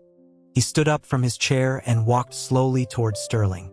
Because of the height difference, he looked down at the child before him. Sterling, facing the condescending gaze from above, could no longer control his anger. He had hated Julian for a long time since his past life. He hated that even in death, he held a place in Caleb's heart. He hated his feigned gentleness, his pretentious elegance. He hated that Julian was born so many years before him. If he had been the one to grow up with Caleb, if he had a more prominent background than the Vances. But on his face he forced a smile. "What, you want to hit me? Go ahead. Even if you do, it won't change the fact that Caleb and I were once deeply in love. Did he tell you every detail? You, the great Julian Vance, may treat Caleb like a treasure, but he was still played with by me." The cane slammed down on his shoulder, forcing him to his knees. Kneeling before his enemy was the ultimate humiliation. Sterling's face flushed, and he let out a guttural roar, trying desperately to stand up. But in his current body, he was no match for an adult man's strength. He heard a voice float down from above, devoid of any warmth. "Do you feel pain now? For me, this is far from enough. Your parents may be innocent, caught up in your mess, their hard-earned business destroyed. But you hurt my beloved, the person I value more than my own life. You could have cherished him, but you cast him aside like trash." A genuine murderous intent glinted in Julian's eyes. The veins on the side of his neck bulged. The gentleman had turned his cane into a weapon. "You should be grateful for the law. Protects you. And shut your mouth. If I hear another bad word about Caleb, your poorly raised parents will pay the price. If you don't believe me, you can try me." The cane slowly retracted. Julian placed it back on the ground, his gaze shifting to the glass window, to the 100-foot drop outside. He ignored Sterling and walked away. With every step, his mind was filled with images of Caleb's past life, a life he had only glimpsed through words. His precious pearl, after his death in the past life, had suffered so much, been betrayed, despised, and humiliated. Julian's face was taut, the mask of elegance and gentleness torn away. The hand not holding the cane was clenched so tightly that crescents were dug into his palm. He wanted to kill that despicable man with his own hands, using every form of torture he could imagine. "Julian Vance? Who do you think you are? What gives you the right to threaten me? Do you think you're better than me? If you were so good, why did you break up with him in the first place?" Julian's steps faltered. Sterling scrambled to his feet, a twisted smile on his face, his eyes filled with blatant hatred. "Oh, sorry, I forgot. You don't have the memories of the past life. Only Caleb and I do. But I don't mind telling you. Listen carefully. You abandoned Caleb. You broke up with him and then you died in a plane crash." "Plane crash? Do you know that because of your death, Caleb spent 2 years in a hospital? 2 years. I never made him suffer so much that he had to see a psychiatrist. After you abandoned him, it was me who married him. I was so good to him. He didn't want to meet my friends, fine. He didn't want to call my parents mom and dad. I agreed. Year after year, I fawned over him like a dog. But what about him? He only remembered you, a dead man. In his heart, he always thought I wasn't as good as you. But why? How can a living person not compare to a dead one? Why did he marry me if he couldn't forget you? Sterling screamed. If he were in an adult's body, he would have thrown a punch at Julian. And now you, Julian Vance, are playing the saint? You have the right to be a saint, don't you? You're so innocent. You were kidnapped as a child, so everyone has to tiptoe around your fragile feelings. Then you had your leg amputated, and then you died in a plane crash. A man with such a tragic fate is, of course, a saint. He doesn't hate you for breaking up with him, but he hates me for divorcing him. And now the great Saint Julian Vance is going to punish me. What about you? Are you going to punish yourself? Julian faced away from Sterling, listening to his entire tirade. Then, without a word, he walked out of the conference room. Sterling hadn't expected Julian not to give him a single reply. It was as if he had been punching the air. He was screaming his lungs out, and the other person completely ignored him. His anger deepened. He hated being ignored more than being hated. When he was young and pursuing Caleb, it was the same. He was always ignored by Caleb's friends. Sterling angrily chased after him. But as soon as he left the conference room, he was stopped by Julian's assistant. After escorting the Sterling family out, the assistant knocked on the door of the president's office. Hearing the come in, she entered. Mr. Julian, the Sterling family has left. As she spoke, the assistant noticed that her boss was holding a small craft. She recognized it as the one Mr. Sterling had given him the other day. When Mr. Julian had found the pair of figurines on his desk after the meeting that day, he had stared at them in a daze for a long time. Lately, she often saw him playing with them, or sometimes just staring at them for long periods. Julian gently put down the Zodiac figurine. He said. Get the car ready. I'm going out. On his desk was a share transfer agreement. Soon, he would transfer 15% of his 30% stake in the Vance Corporation to Caleb. Even if the Sterling family were to fall in the future, a 15% stake in the Vance Corporation would ensure Caleb a life of luxury. The remaining 15% would also be transferred to Caleb upon his death. Susan had just finished a call with her sister when she saw Julian walk in. Julian, you're here. Caleb is in his studio on the lower level. Aunt Susan, Julian said, handing her a gift bag. Susan was a bit surprised. When she opened the box and saw the jewelry inside, she murmured, Isn't this? It's the jewelry you donated. I heard from Caleb that it was a birthday gift from Uncle Sterling.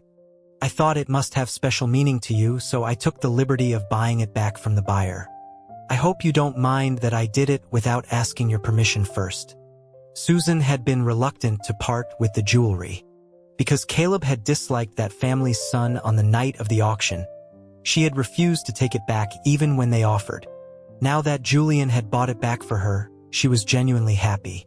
Why would I mind? I should be thanking you, Julian. You're so thoughtful. Later, I'll have someone bring you some cake that I baked myself. You can try it and see if you like it. If you do, we can have some at your engagement party. She then had someone show Julian downstairs. When Julian entered the studio, he didn't see Caleb at first. After a few steps, he saw a hint of him on the sofa with its back to him. A slender, pale hand resting on the armrest, just the fingertips showing. Caleb had fallen asleep on the sofa. His loose work clothes had ridden up, revealing a pale calf. He was completely unaware that someone had entered, his long eyelashes casting shadows on his cheeks, sleeping soundly. His other hand was still holding a tool. Julian stared at Caleb's sleeping face for a moment, lost in thought. He then took a blanket from another sofa and gently draped it over him, carefully removing the tool from his hand. After he was done, he straightened up and looked behind him. Behind the sofa was a life-size sculpture. Bloody wings emerged from deep within the skin, every inch of which was made of pieced-together fragments, like a shattered vase. The heart was made of pearl, light shining from within, transforming the cracks in the skin from imperfections into a source of illumination. The sculpture held a cane that rested on the ground, from which a network of roots spread, continuously drawing nourishment upward. Caleb had been working on this sculpture for a while, but this was the first time Julian had seen it in its entirety. He looked at the fragments that made up the sculpture and couldn't help but think of the phrase covered in wounds. They say that an artwork reflects the artist's psychological state. Was this Caleb's inner world?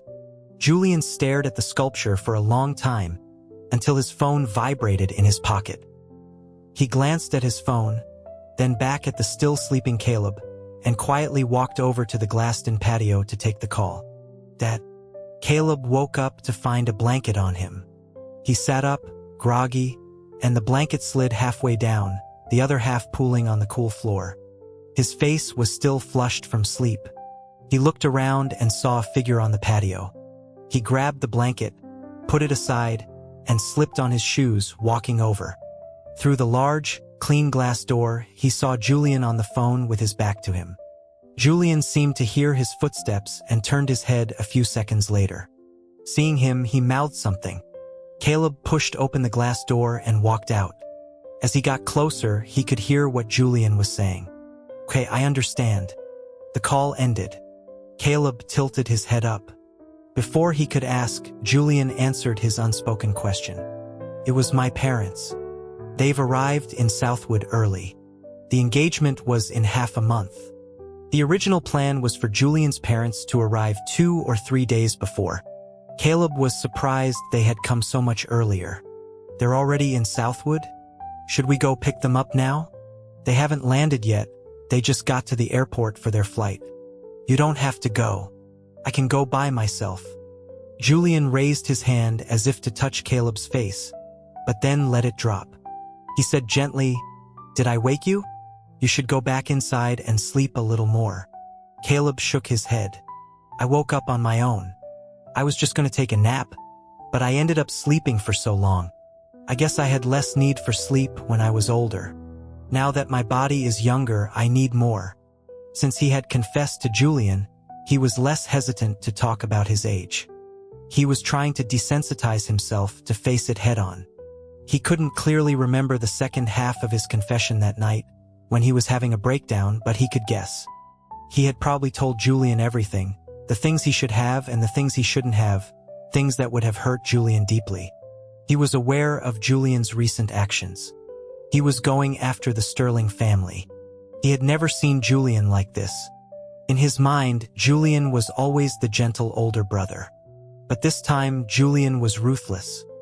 He was determined to not only bankrupt the Sterling family, but also to drive them out of Southwood, out of the country. All for him. Julian knew about his failed marriage, about Sterling's threats, so he was doing whatever it took to remove that nightmare from his life. If Julian was doing all this for him, how could he continue to cower in his own world? "I'll go with you. I'll just tell my mom." "Julian, wait for me." Without waiting for Julian to refuse, Caleb rushed back into the house. When Susan heard that Julian's parents were coming to Southwood, she immediately said they had to host a welcome dinner for them. She called her husband and told him to come home early. "Aunt Susan, you really don't have to go to the trouble. My parents will probably go straight to their hotel when they arrive," Julian said. "Julian, in the past, when your parents came to Southwood, we were just good friends. It was fine to meet for a meal, or not meet at all if we were busy. But this year is different. We're family now. We can't be so casual. Now, you and Caleb go on. When you pick up your parents, bring them straight back here." Julian's brow furrowed slightly, as if he wanted to decline again, but Caleb had already linked his arm with his. "Julian, if we leave any later, we'll hit traffic." Julian glanced at Caleb, and the tension in his brow slowly eased. He pursed his lips slightly and relented. "Okay, let's go. Aunt Susan, we're leaving. Go on. Be careful on the road. Tell the driver not to speed." In the car, Caleb took the initiative to hold Julian's hand. He could see that Julian didn't want him to come. It was the same in his past life. Julian always tried to minimize his contact with his parents. Caleb hadn't understood then, but after the surgery and everything else he had been through, he gradually understood why. The relationship between Julian and his parents was distant, more like long-lost acquaintances than family. For a family, that kind of environment was incredibly stifling. He didn't want Caleb to experience that pressure. But Caleb felt that if Julian could do so much for him, he wanted to protect Julian too. Not just legally, but emotionally. He wanted to be Julian's partner and family, just as his grandmother had said. He wanted to build trust with Julian, to heal the deep wounds in his heart.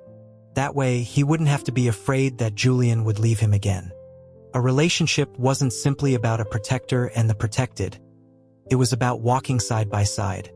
Julian, whose hand was being held, quickly squeezed back, his eyes on him. "You've been working on your sculpture all day, and now you're coming with me to the airport. Aren't you tired?" "What about you?" Caleb countered. "Are you tired? You worked all day, brought my mother jewelry, came to see me, and now you're going to the airport to pick up your parents. Are you tired?" A faint smile touched Julian's lips. "Now that you put it that way, I guess I am a little tired. Then rest on me for a while." Caleb guided Julian's head to his shoulder.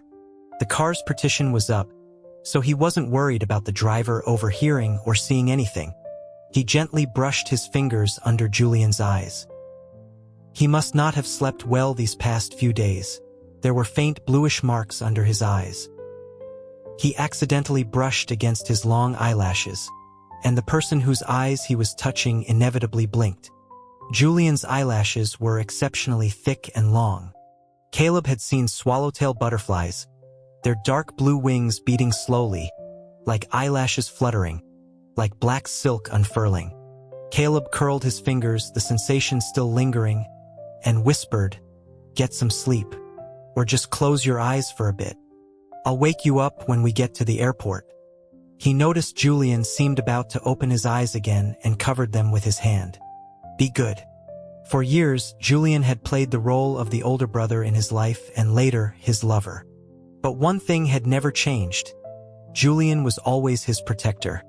No matter what he did, Julian would unconditionally stand by his side, solving any trouble he got into.